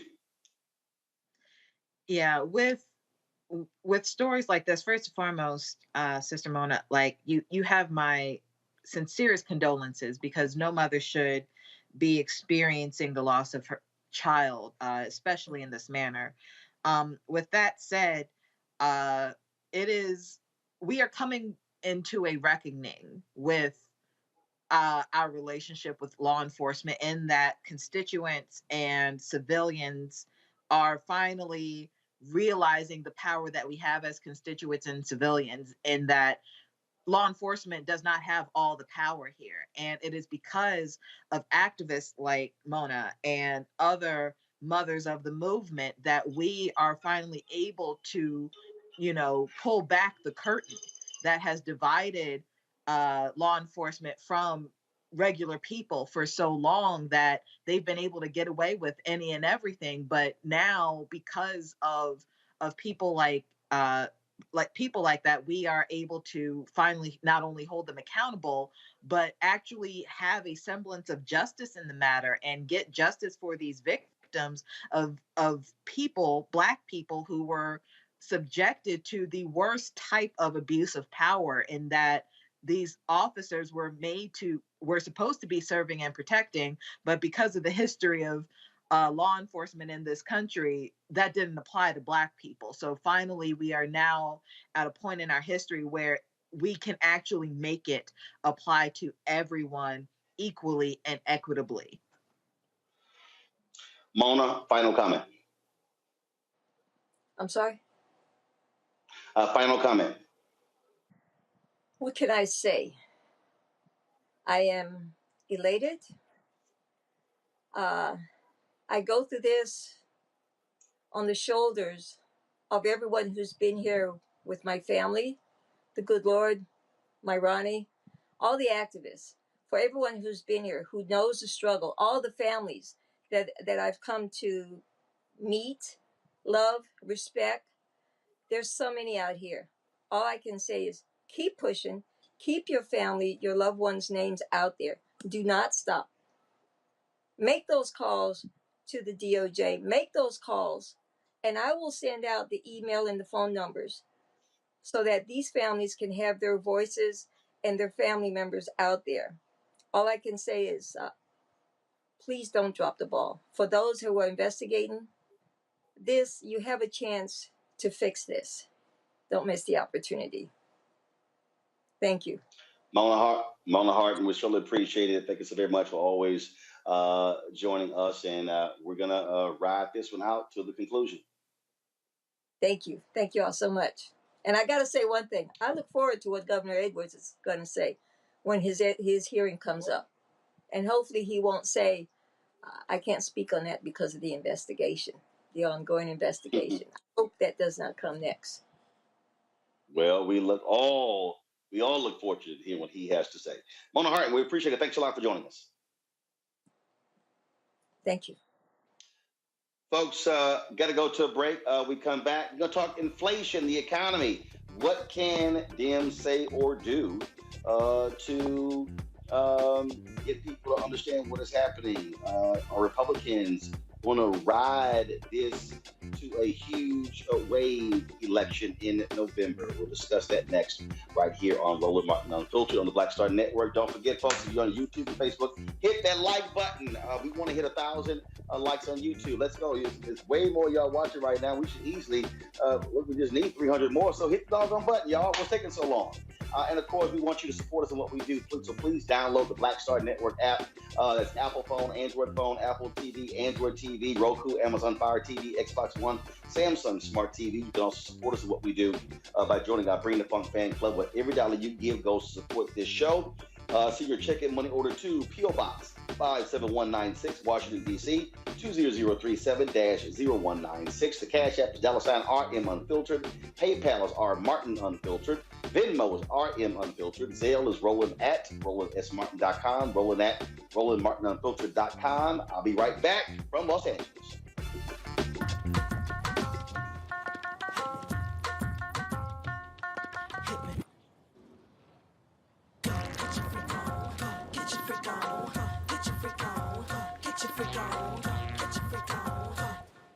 A powerful movement is rising across America. From the Mississippi Delta to the Apache stronghold. From the homeless encampments of Washington State to the coal fields of Appalachia of West Virginia. We are the 140 million poor and low-wealth people in this country, and we are building the Poor People's Campaign, a national call for moral revival. On June 18th, ahead of this year's midterm elections, while the Congress is still in session, we will hold a mass poor people's and low-wage workers assembly and moral march on Washington to arrest the attention of the nation, to put a face and a voice on poverty and low wages in this country. This is a watershed moment for justice and democracy in America. There are those who say that transformative change isn't possible, but history teaches us that it is precisely in times like these that people must build a broad and deep movement from the bottom up. We must compel this nation to repent, to lament, and to see the realities that have been hidden for far too long. On June 18th, we will come together to lift the voices of the poor and low-wage workers who know that change is not only possible, it is essential for our survival. We will make the connections to show how systemic racism, poverty, ecological devastation, the denial of health care, the war economy, and the false moral narrative of religious nationalism and white supremacy are hurting us all. We will show the nation the faces of Americans who cannot afford to go back to normal. We will detail the policies that can move us toward a society that works for everyone. And we will pledge to go home and build power for transformative change in this year's election and for years to come. Because the question should have never been, how much will it cost to address poverty? The real question is, how much is it costing us not to? Somebody's been hurting our people. It's gone on far too long. And we won't be silent or unseen anymore. Join us in D.C. on June 18th. Build with us for a third reconstruction in America. Visit poorpeoplescampaign.org.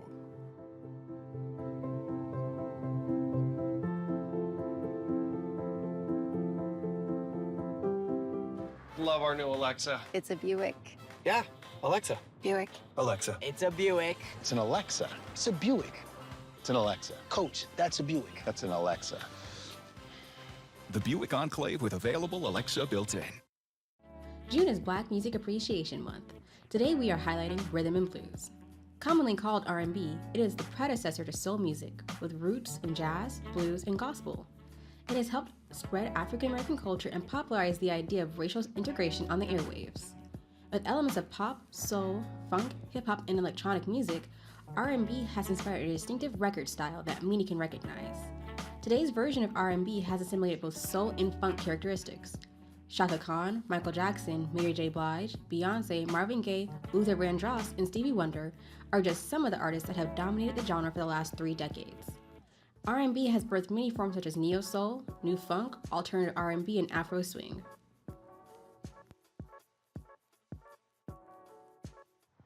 How about sushi? I just had sushi for lunch yesterday. How about tacos? Automatic emergency braking, one of 6 advanced safety features standard on every 2022 Chevy Equinox. Find new technology. Find new roads. Chevrolet. Hi, I'm Teresa Griffin. Hi, my name is LaToya Luckett, and you're watching Roland Martin Unfiltered.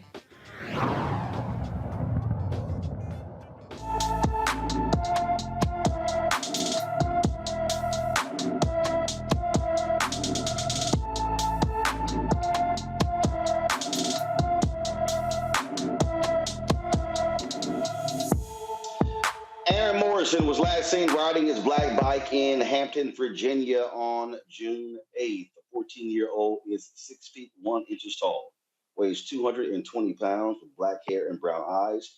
Aaron has a circular scar on the left side of his head.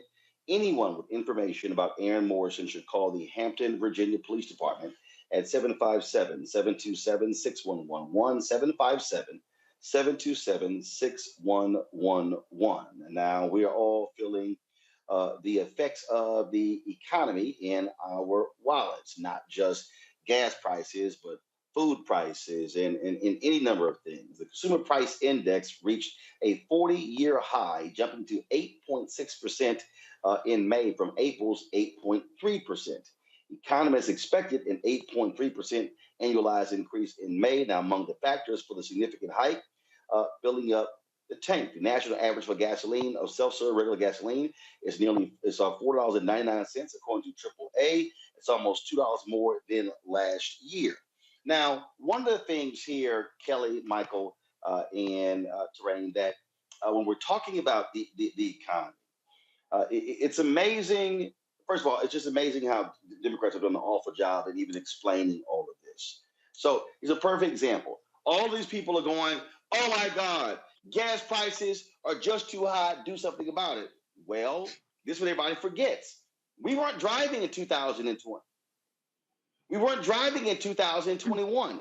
So the oil companies literally stopped production of oil.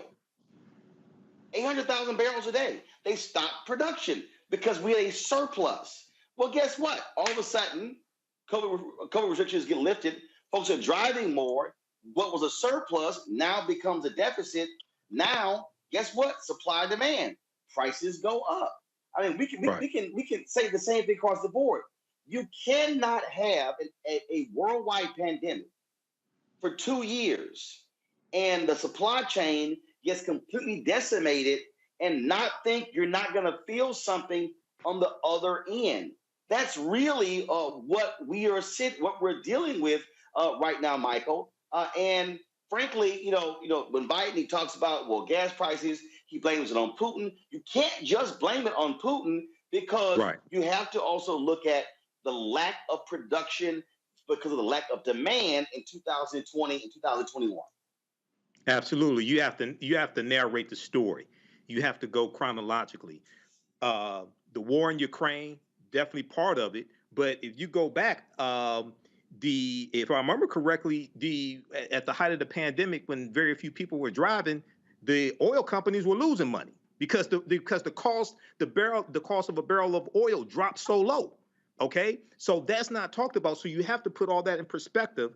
Remind people about that because a lot of people don't follow this every day. They just look at the price of gas and they say, "Oh, is Biden's fault," or things like this.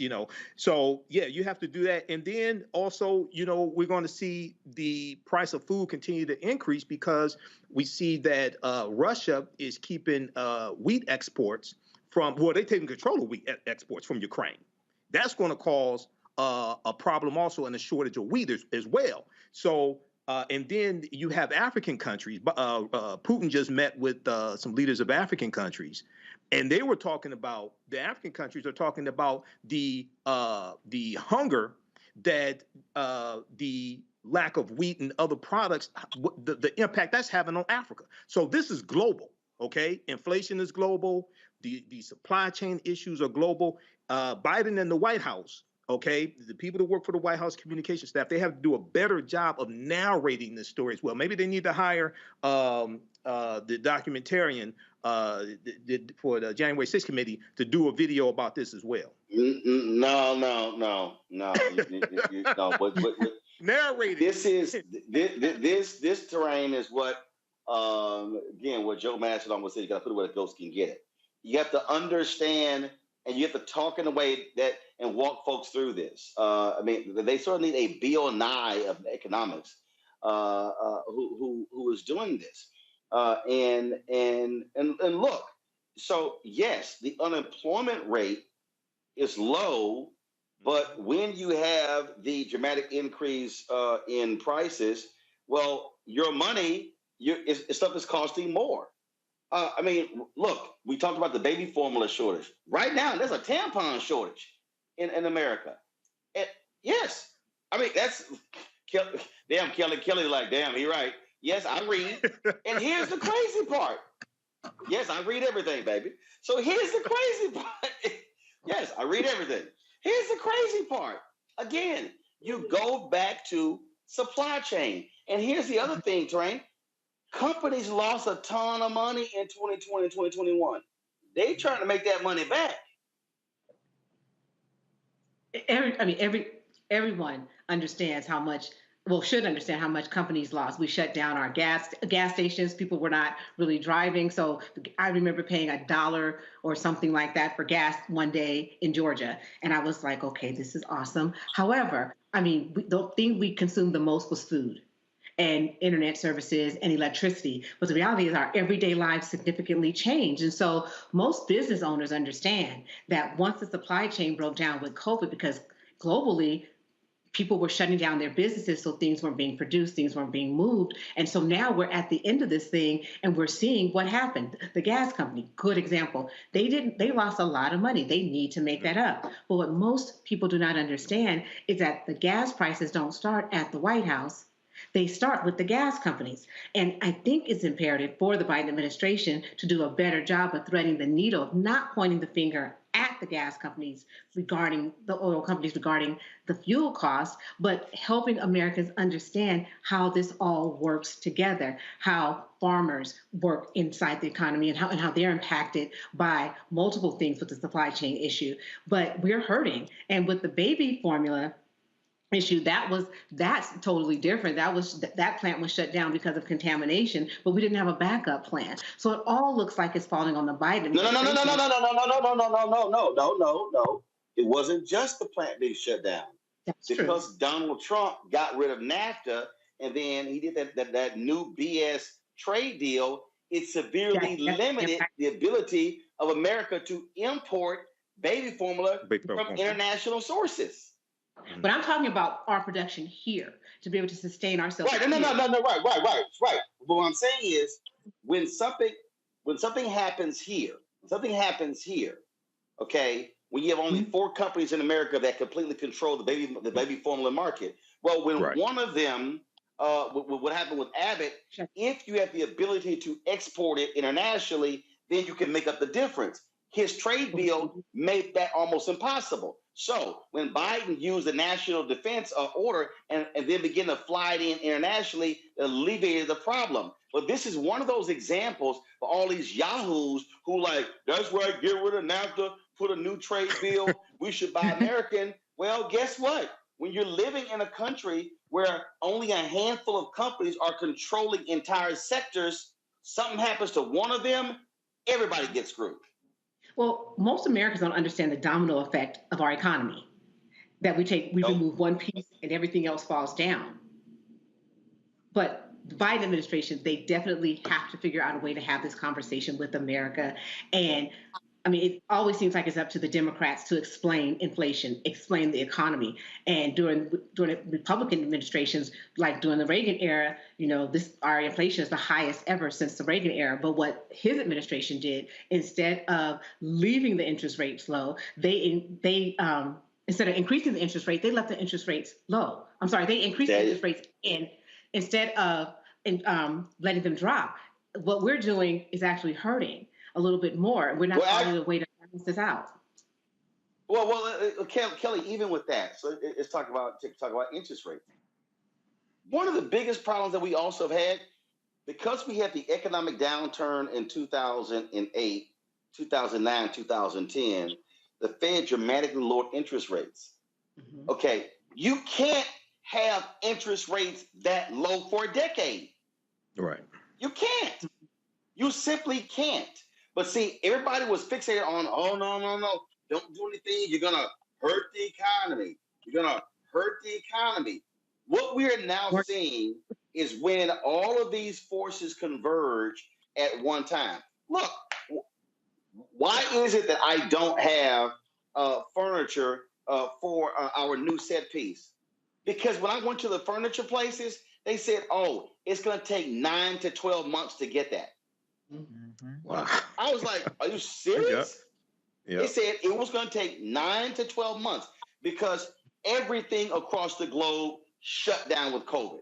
Everything. And so you're trying to ramp up. So right now, they're trying to kick goods out the door.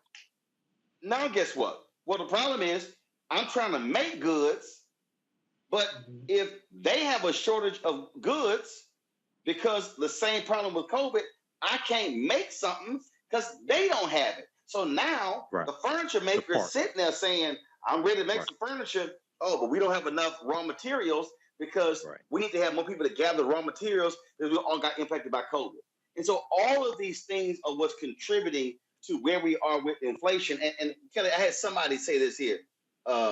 Somebody said, hey, I'm not worried about the explanation. When is gas going down? All this is bullshit. We're just screwed. All this is a mess. Okay, but here's a problem with that. Terrain just said it. Hey, when she said she paid $1 and something, oh, we were all happy. Ooh, gas is $1.99. Gas is $2.09. Gas is $2.19.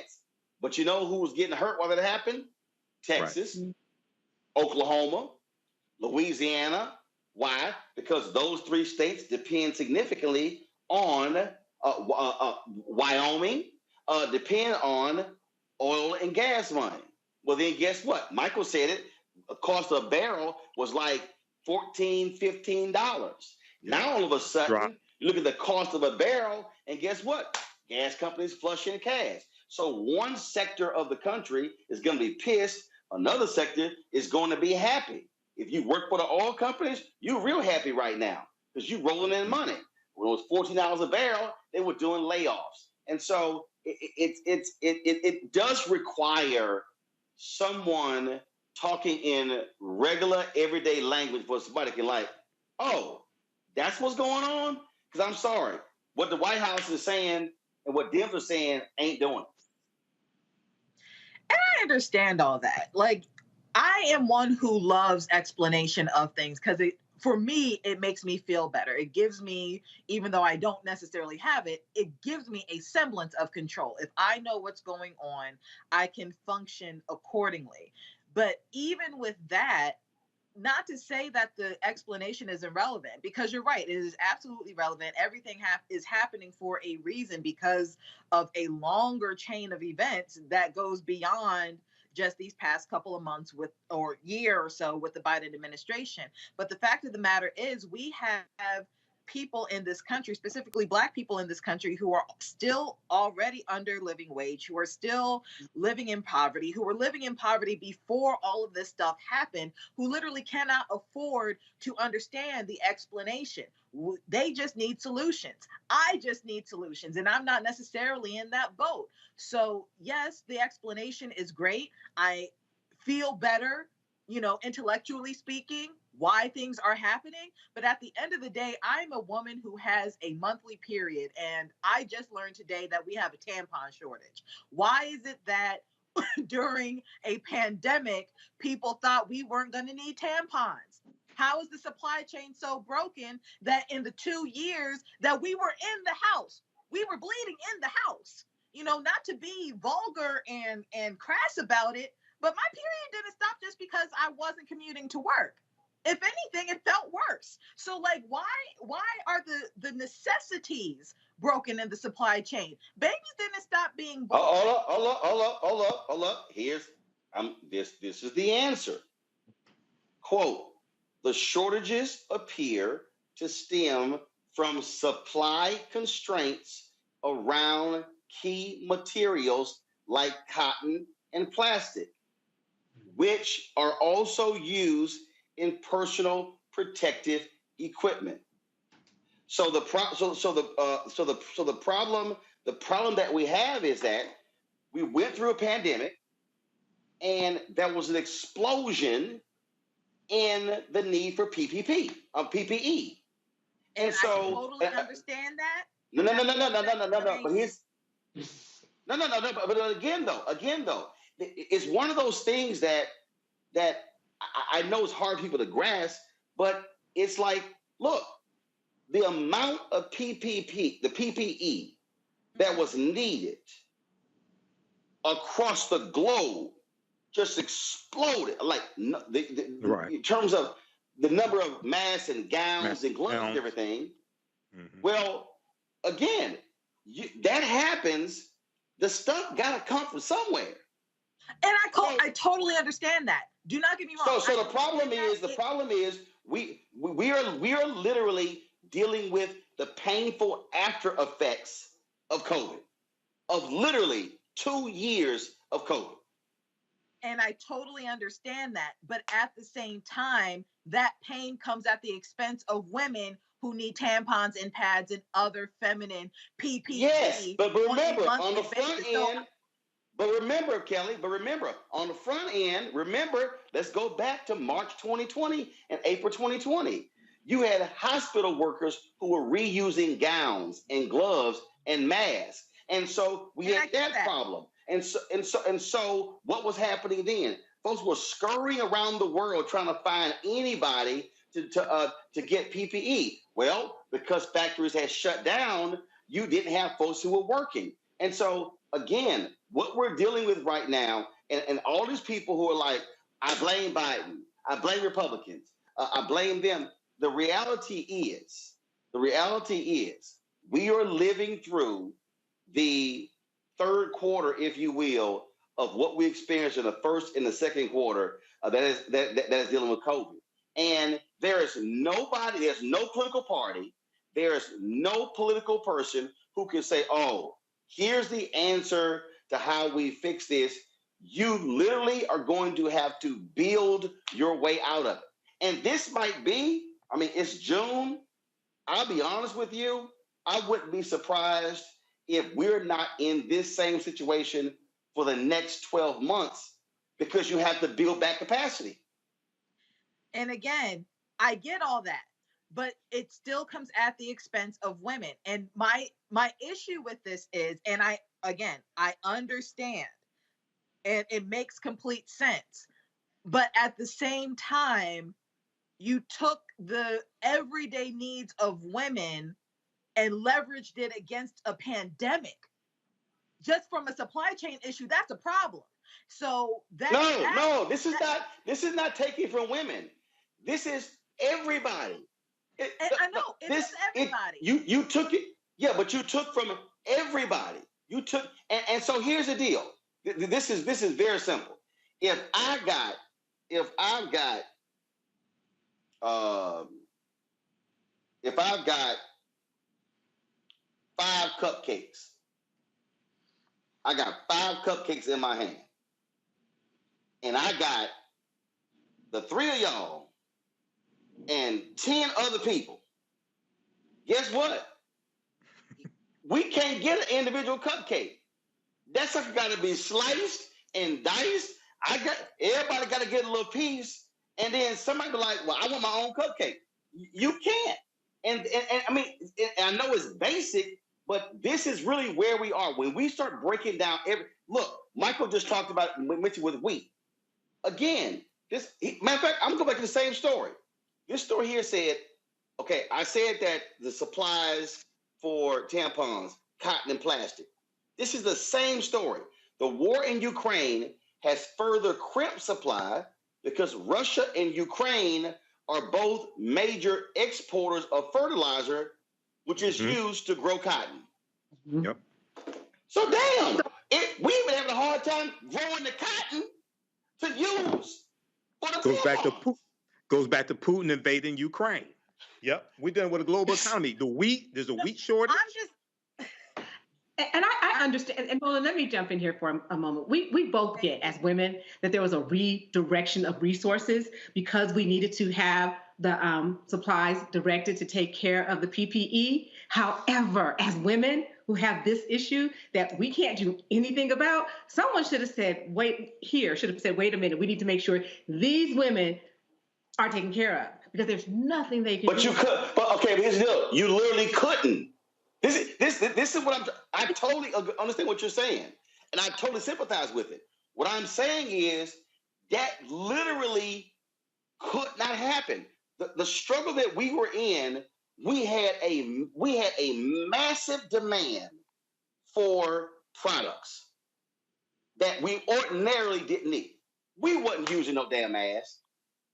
We weren't using masks. We were not using gloves. We were not using all this sort of stuff. So you had this immediate massive demand.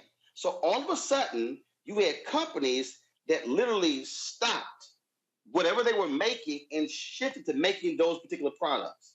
But here was the problem. Those manufacturing places also shut down because the workers weren't there. So in every single sector, you literally didn't have workers. You didn't have anybody can make it. If I had my backpack, there's a CamLink card. There's a CamLink card.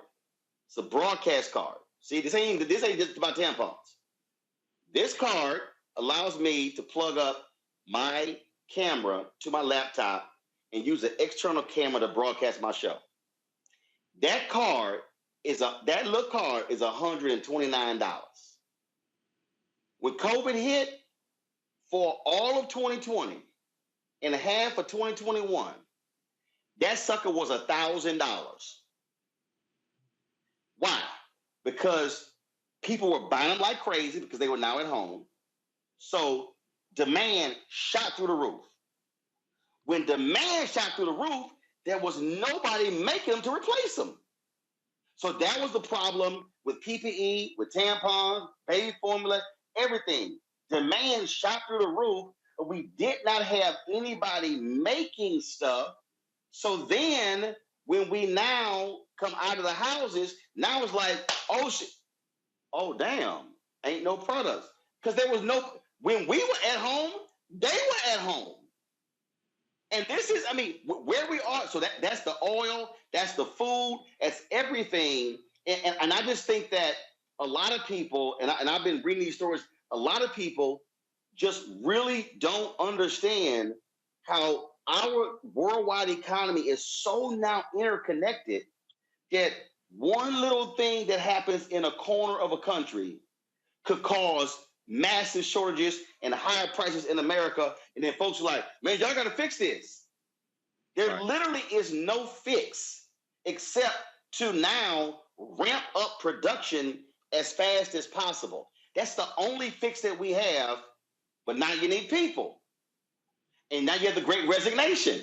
See, so all this stuff, I mean, it's, again, we're now dealing with the painful after effects of a global, international pandemic that we had never seen for 100 years. So part of the deal is, it's a little hard to prepare for something you ain't seen in 100 years.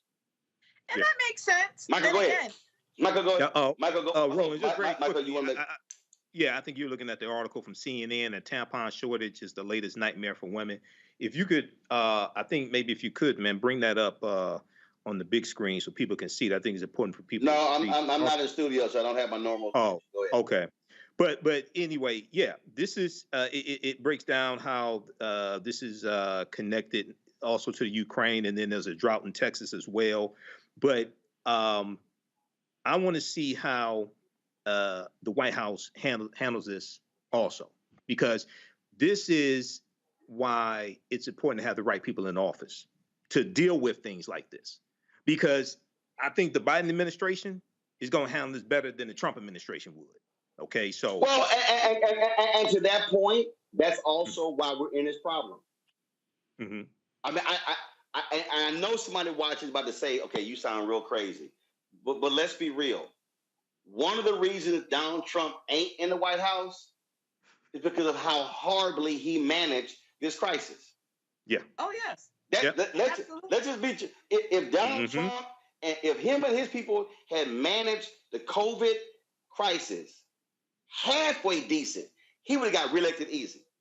So part of the problem we also are dealing with is that we had the wrong idiot who was in the White House. So we didn't do the National Defense Act. We didn't put Production that in place. We didn't have we didn't have the federal government take control over industries.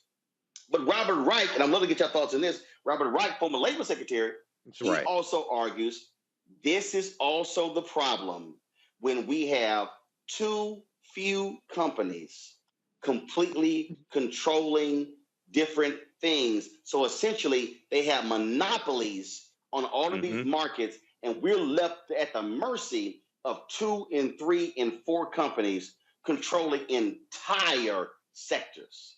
Yep, oligopoly. Terrain, you first. Yep. Terrain, Kelly, then Michael.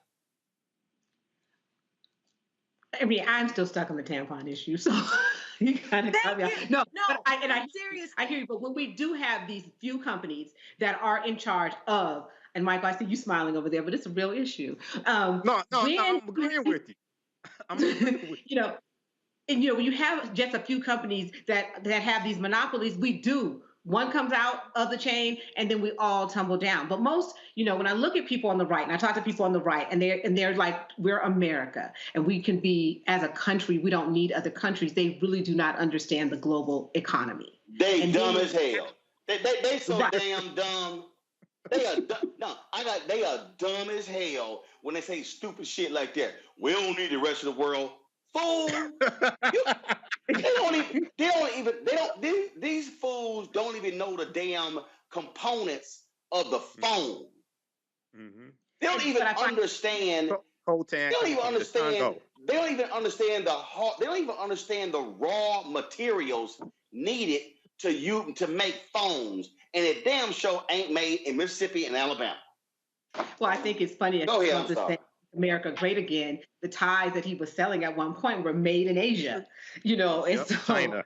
he understands it. His daughter got 18 Chinese patents when she was in the White House. The first year. Kelly, go ahead. So I'm not trying to belabor the issue of the tampon shortage, but I really don't think that the magnitude of the issue is actually being realized here. And I'm not saying it just because, oh my God, I might have to fight somebody in Walmart for my tampons. The issue is that women and children are consistently an afterthought when it comes to anything that is produced in this country. And yet we are dealing with a Supreme Court that is about to overturn one of our only rights that we have to our body when it comes to our reproductive freedom. So it okay, but Kelly. Okay, no, Kelly, what could have been done to prevent this? I'm not saying anything could have been done to prevent it completely, but the fact of the matter is there are products out there that did not get as adversely impacted by the pandemic, and tampons and baby formula should have been one of those products. And you can't. Kelly, how do you arrive at that conclusion when the raw materials needed to make those things literally were used to save lives? I understand that they were used in order. I get all that. But the fact of the matter is that that the Trump administration knew about the pandemic way before we needed the PPE that we needed, the way that we needed it 2 years ago. Things could have been done. That's all I'm saying. And the fact of the matter, we know that. So what I'm saying is, okay, we've already covered that we had imbeciles who were in charge, and what I'm saying is, where we are now is the end result of imbeciles being in charge. What I'm talking about right now is the fears that are going to be realized as a result of those imbeciles being in charge. Not only is there going to be a tampon shortage, there is going to be an even further work shortage if we have a working class of women who cannot get the hygienic products that they need to go to work. We have already a discrepancy in this country when it comes to lower and poor, even women experiencing homelessness who already have difficulty getting products that are already expensive. And this is called the domino theory. This is the domino theory. And this is the domino theory also of now what is a global economy. We are no longer isolated from the rest of the world. We're not. But at the same time, you need latex for condoms, and there's no shortage on condoms. You need plastics for other, things for men, and there's no shortage on that. But when we need cotton for something to help us navigate the world and work, all of a sudden it's a problem. And I understand. Yes. It's a problem, Kelly, because you had a massive surplus of condoms. Because you got a bunch of dudes who don't wear them.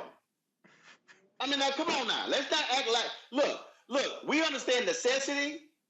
We understand necessity, and we understand for some folk what's optional. So the reality is, what we're dealing with, and it's not just tampons, it's literally in every single area. Every single area. I'm talking about tampons. We're talking about baby shortage, baby food. We talk formula. We're talking about, again, furniture. We're talking about everything. I went to a store and, oh my God, what was it? I forgot the product. And they literally were like, hey, we're looking at 6 months. Mm-hmm. Yeah. We used to go, see, this is what we as Americans are used to. And this is a problem for many of us Americans. We are used to going to the store and seeing 100 items. Or we go, well, guess what? Target's out. I'm going to go to Walmart. Walmart's out. I'm going to go to Lowe's. I'm going to go to Home Depot. So everybody got surplus. The problem now is they got 5. They got 5. They got 5. It's rationing. And so what we now are seeing is this tampon. Hell, I you get can't that, ration pads.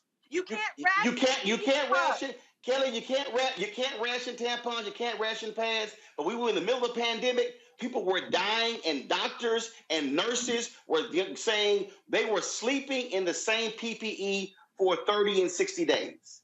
So the problem that we have, those female physicians and nurses had access to feminine hygiene products so that they could keep it pushing. And I'm Remember. Reusing PPE is not the same thing as reusing feminine hygiene products. Hold on, Kelly. I gotta say this. Doctors and nurses said their lives were being endangered having to reuse PPE. You don't remember them conversations? Oh no, I remember it fully. In fact, I remember when DuPont, when the federal government paid DuPont, they had to dramatically increase PPE. The federal government literally flew over the plastic from China, wherever they were making it, to get it here faster so DuPont can crank this thing out. What I am saying to everybody who's watching, I don't care what the product is, what we're now living with, and this is painful to have the conversation, we are living with the after effects of an international pandemic that nobody could have predicted was going to come this way. And we are now seeing how exposed we are in a global economy, and that's where we are. So people are yelling about tampons, gas prices, furniture, everything they're yelling about. And the problem is there is no fix other than building your way out of it. And that shit ain't going to happen in a month. It's simply not. There's a limit to manufacturing.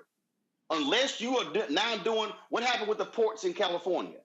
Remember? They had to say, we're going to keep the ports open 24 hours. Why? Yep. Because when you close, because what happened? You had more than 100 ships that were sitting on the sea, sitting in the ocean, some for 3 months with goods and services, they couldn't unload them. Now think about that. We couldn't unload them. Sure, have enough people. So the Biden people said, hey, let's now open the ports, have them open 24 hours versus what they opened beforehand. So what I'm saying is the White House, Democrats and others are going to have to walk folks through this, because the average person out there, they like, yo, where are my tampons? Where my baby formula? I want to see my cheap gas. Without understanding, hey, that world that we were in 2019, that shit changed in 2020. And it ain't going to just get fixed overnight. It's just not.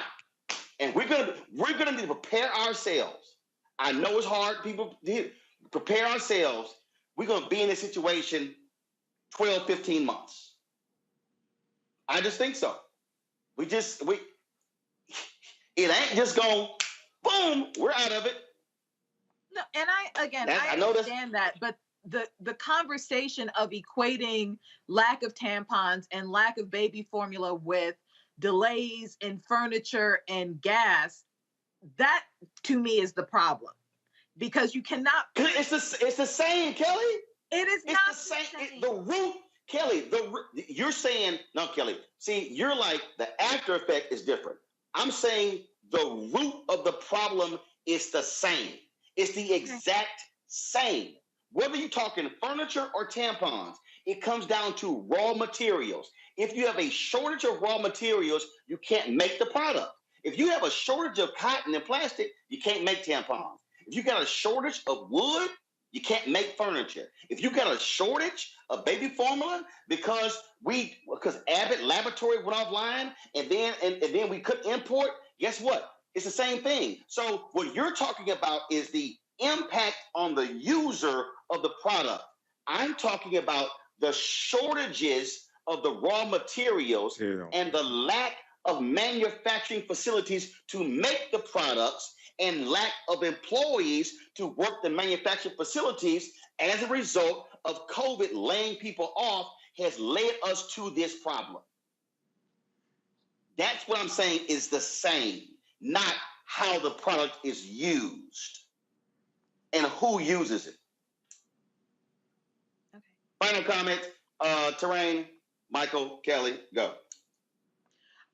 Regarding the inflation, I mean, everyone is being impacted. I hear what Kelly is saying, that it seems like, once again, when we talk about the economy and inflation, that women and children are taking the hardest hits. Okay. And even though the root of the problem is the same, the end result is that women and children take the hardest hit. We were taxed on diapers, taxed on feminine hygiene products in a way that others who don't have our issues don't understand. So this just feels like another issue for us to deal with inflation. But it's really important for the Biden administration to take, the press secretary is not the person who should be talking about this. We actually need someone from the Department of Labor, someone from Treasury, and just someone to talk about this, and who's an economist, to explain it to people and help show where the end is going to come. Like, we were able to redirect resources for the sake of PPE. We need to look at redirecting resources so that we take care of the baby formula issue and take care of the feminine hygiene issue. I mean, I know I'm making it seem like it's really easy peasy, but those are things that actually have to be addressed, and they're important for us as women. We just don't want to be considered like everyone else. This time, our need is urgent. Michael. Yeah, I agree. It's an urgent need, and hopefully they can figure this. This is another supply chain issue. Hopefully they can figure this out as well. And, this is reminiscent somewhat during World War II, when a lot of products were rationed. It's not the exact same thing, but wool was rationed, nylon hosiery was rationed, things like this. So it's not exactly the same thing, but hopefully they can figure out a solution to this and sooner as opposed to later. Kelly? I just reiterate what I said, but to Michael's point about World War II and the rationing, even in that era, women had to come to the forefront because the men were overseas fighting for our country. So even in that era, I'm sure Michael knows more about this than I do, but the wax. The hygiene of women was actually revolutionized during that time, so that they could be more effective in the workforce. So it's even worse now than it was then, because even as we rationed and made sure that our soldiers had what we needed overseas, and yet our babies could still be fed, babies were still fed in the United States during World War II. There was not a baby formula shortage or a milk shortage during World War II. There was not a feminine hygiene shortage in World War II. Why? So that is my point. The fact that we were Kelly, tell the audience why. Tell the audience why. Why what? Tell the audience. You said there was no shortage. Tell the audience why. I understand about the raw material argument. I get No. That's not why. Then why? The reason we didn't is because the federal government literally marshaled the entire country and took over industries. The federal government called together Ford, Chrysler, the ship makers together and said, put your differences aside. You are now working for the country. So within what you had, so the problem is here. What we did during COVID, we tried to say, we don't want to use the big hand of government. We want to work with private industry. Okay. Right. When what really should have happened was we said to the pharmaceuticals, kiss my ass. You don't have a patent on vaccines. This is the federal government's patent. You're going to make these. We're going to pay you this price, and this is what it is. That didn't happen. We didn't do that with PPE. We didn't do that when it came to all of our goods and services. Trump and his administration tried the private enterprise. What did Jared Kushner do? Brought in all of his little MBA friends, in there, screwed stuff up. They had no idea about purchasing for the federal government. They had no idea about any of that sort. And they were like, we don't understand this. Right. That's why Lieutenant General Russell Honore was saying the DOD knows how to do this. The Department of Defense knows how to buy shit for a lot of people real fast. And so the difference between World War II is we had a government that said, hey, we're calling everybody to this is a national thing. But what we tried to do in 2020 was to say, hey, no, we don't want to infringe upon these companies. And so we're just going to let y'all keep doing y'all thing. And we're going to just kind of do some stuff. Trump wouldn't even put in place the act. We had a law that literally said the federal government can put this act into place and take over whole industries. They wouldn't do it.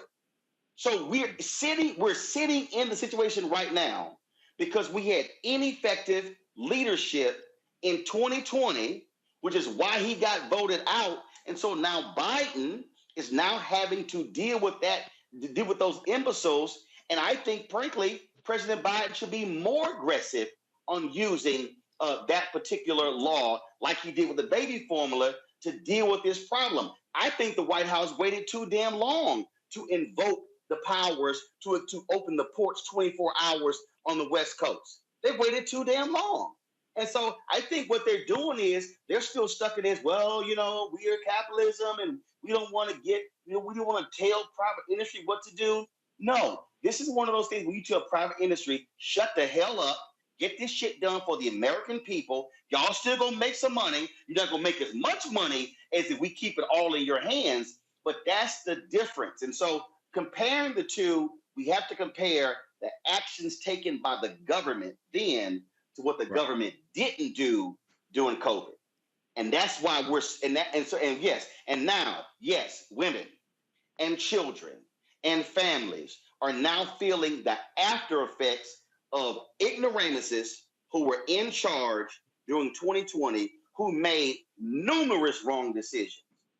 Like I never understood how we're sitting here begging China to make some damn masks when you actually had American companies. I remember reading a story of this guy out of Fort Worth who were like, yo, we can convert this facility and start cranking these things out. And they're like, well, no, we're just going to buy them from them. So he's yelling about China, and we were sending billions to them for goods and services that we could have been making. And then when they finally did it, the need is gone. So then we had a surplus of stuff. Now what the hell we do? Look at Target. Target just had, you see what Target's announced? Target just had a big sale. You know what Target did? Boom. Right. Why does Target have a big sale, Terrain? Because their surplus is high, so they need to clear their inventory. They went and bought a whole bunch of shit, and they stocked it up. They couldn't sell it. Now their stock price has gone down. Now they got a clearance sale, and for the consumer, oh hell, I can buy some Target 70% off, but it's hurting the company's bottom line. Yep. So exactly. So unfortunately, and I hope everybody who's watching and listening, all these people who say it doesn't matter who's in office, this example, whether it's tampons or baby formula, is an example. When Donald Trump got rid of NAFTA, they didn't think, if we have a baby formula shortage, this is going to hurt. Literally changing that law kept us from importing Canadian baby formula.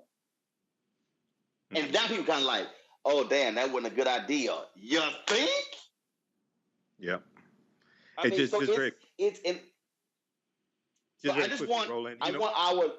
it's painful, but I want our listeners and viewers to understand, y'all, we are not going to be out of this thing in 2 months.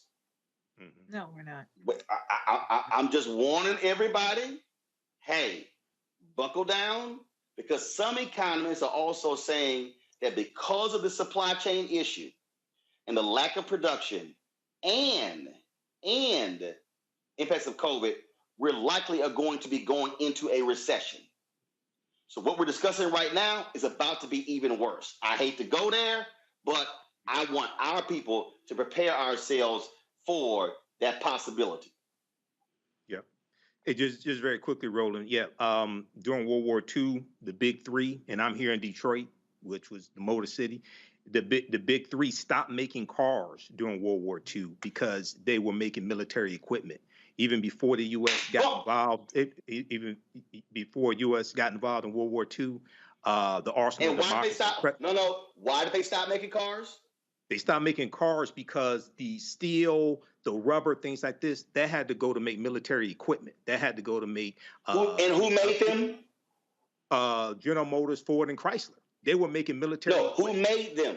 Who made them? Who made them? Who made the equipment? No, who made them stop production on the cars? President Roosevelt. It was President Roosevelt. Yeah, right. Yeah, President Roosevelt. And why did we do that? Democracy. And why did we do that? Because we were getting our asses kicked in Germany. They were shooting down our planes. They had to roll them off. Why did Kaiser build the ships on the West Coast? And coming up, and why did Kaiser go meet with Ford to create the assembly line? Because we were getting our ships blown up. That's what caused us to churn out more ships. And guess what? More ships on the West Coast, more cars in Detroit, more planes in Detroit allowed for us to defeat the Germans in World War II, which then led to the GI Bill, which then led to the greatest economic expansion in American history because the federal government used its power to take control of the nation and say, we got to fix this problem. Until Biden is going to have to get more aggressive, but it's a little hard when you got one party that says too much federal intervention in anything. And let me show you this real quick. The Democrats finally put out a video. I know Reese is happy. This is a video the Democrats just dropped, just for y'all can see how their thinking is, how Republicans stand on the issues we just talked about. Watch this.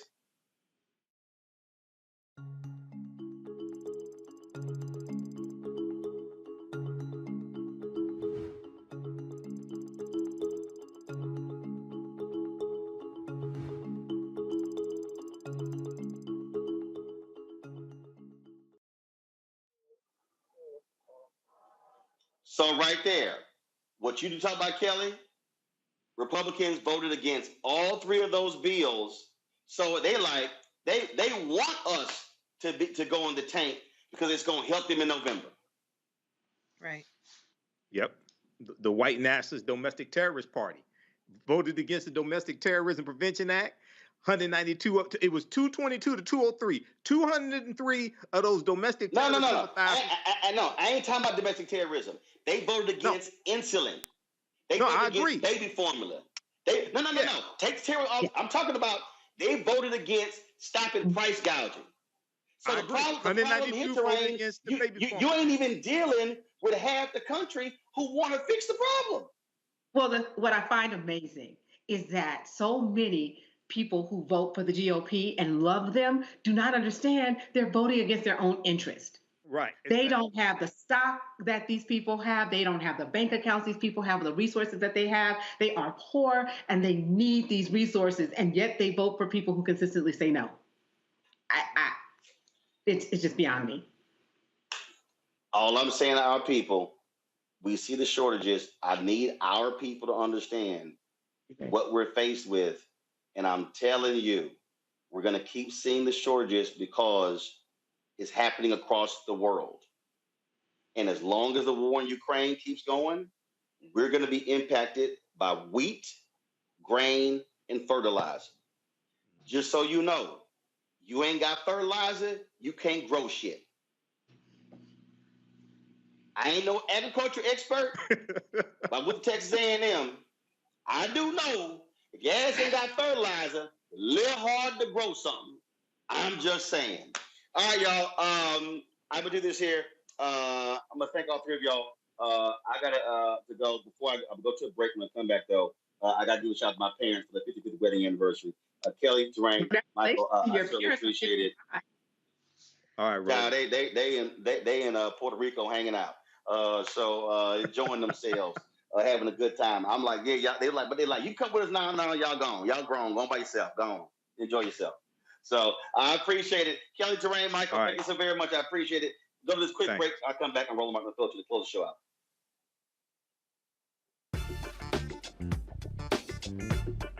iPhone 13 on us for every customer. Current, new, everyone. To show the love. What? How about sushi? I just had sushi for lunch yesterday. How about tacos? Automatic emergency braking, one of 6 advanced safety features standard on every 2022 Chevy Equinox. Find new technology. Find new roads. Chevrolet. On the next Black Table, with me, Greg Carr, an amazing conversation with one of the most important thinkers of the last century. If you've ever taken an African American studies course, he is one of the pioneers that made it possible. We didn't come to UMass grateful to be there. We brought in people that were better than the white people that were there. Professor John H. Bracey Jr., historian, activist, prolific author, and amazing teacher. He joins us on the next Black Table, only on the Black Star Network. Love our new Alexa. It's a Buick. Yeah, Alexa. Buick. Alexa. It's a Buick. It's an Alexa. It's a Buick. It's an Alexa. Coach, that's a Buick. That's an Alexa. The Buick Enclave with available Alexa built-in.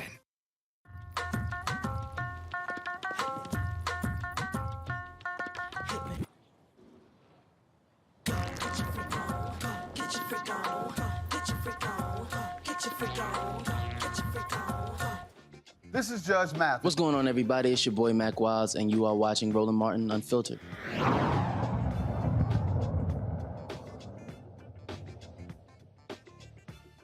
All right, folks, I'm going to close the show out. Again, I'm here in Los Angeles. The Equal Justice Awards will be happening tonight. There are a number of people being honored. Congresswoman Joyce Beatty is one of the folks. I am one of the honorees, Mario Van Peebles. We're here in Los Angeles. More than 1,500 people are going to be attending tonight's dinner here in Los Angeles. That is Attorney Benjamin Crump's Equal Justice Now Awards. Lonnie Love is going to be the host of the show, and so I'm looking forward to that. Folks, today, June 10th, my parents' 55th wedding anniversary. That's right. My parents, Reginald and Melda Martin, got married 55 years ago. That's the photo of them on their wedding day. They are out of the country enjoying their anniversary. Of course, my dad turned 75 in April. Mom will turn 75 in November. And so certainly, so that's the whole brood right there. I think that's everybody. So 5 kids, 12 grandchildren. And so it is certainly a big salute to them on their wedding anniversary. Folks, that is it for us. And I went over our time here. Hopefully, a lot of y'all now understand a little bit more about what's happening with the economy. So I'm telling you, things are not going the way we want them to go. But you know what? It's still better than having that fool Donald Trump in office. Folks, that's it. Of course, I want to thank all of our donors who support our show. We're doing our Bring the Funk fan club. That's it. I'll see you guys on Monday. Actually, I'll be in Atlanta. We'll be broadcasting from the UNCF conference Monday, Tuesday, and Wednesday in Atlanta. So until then, I'll see you. Holla!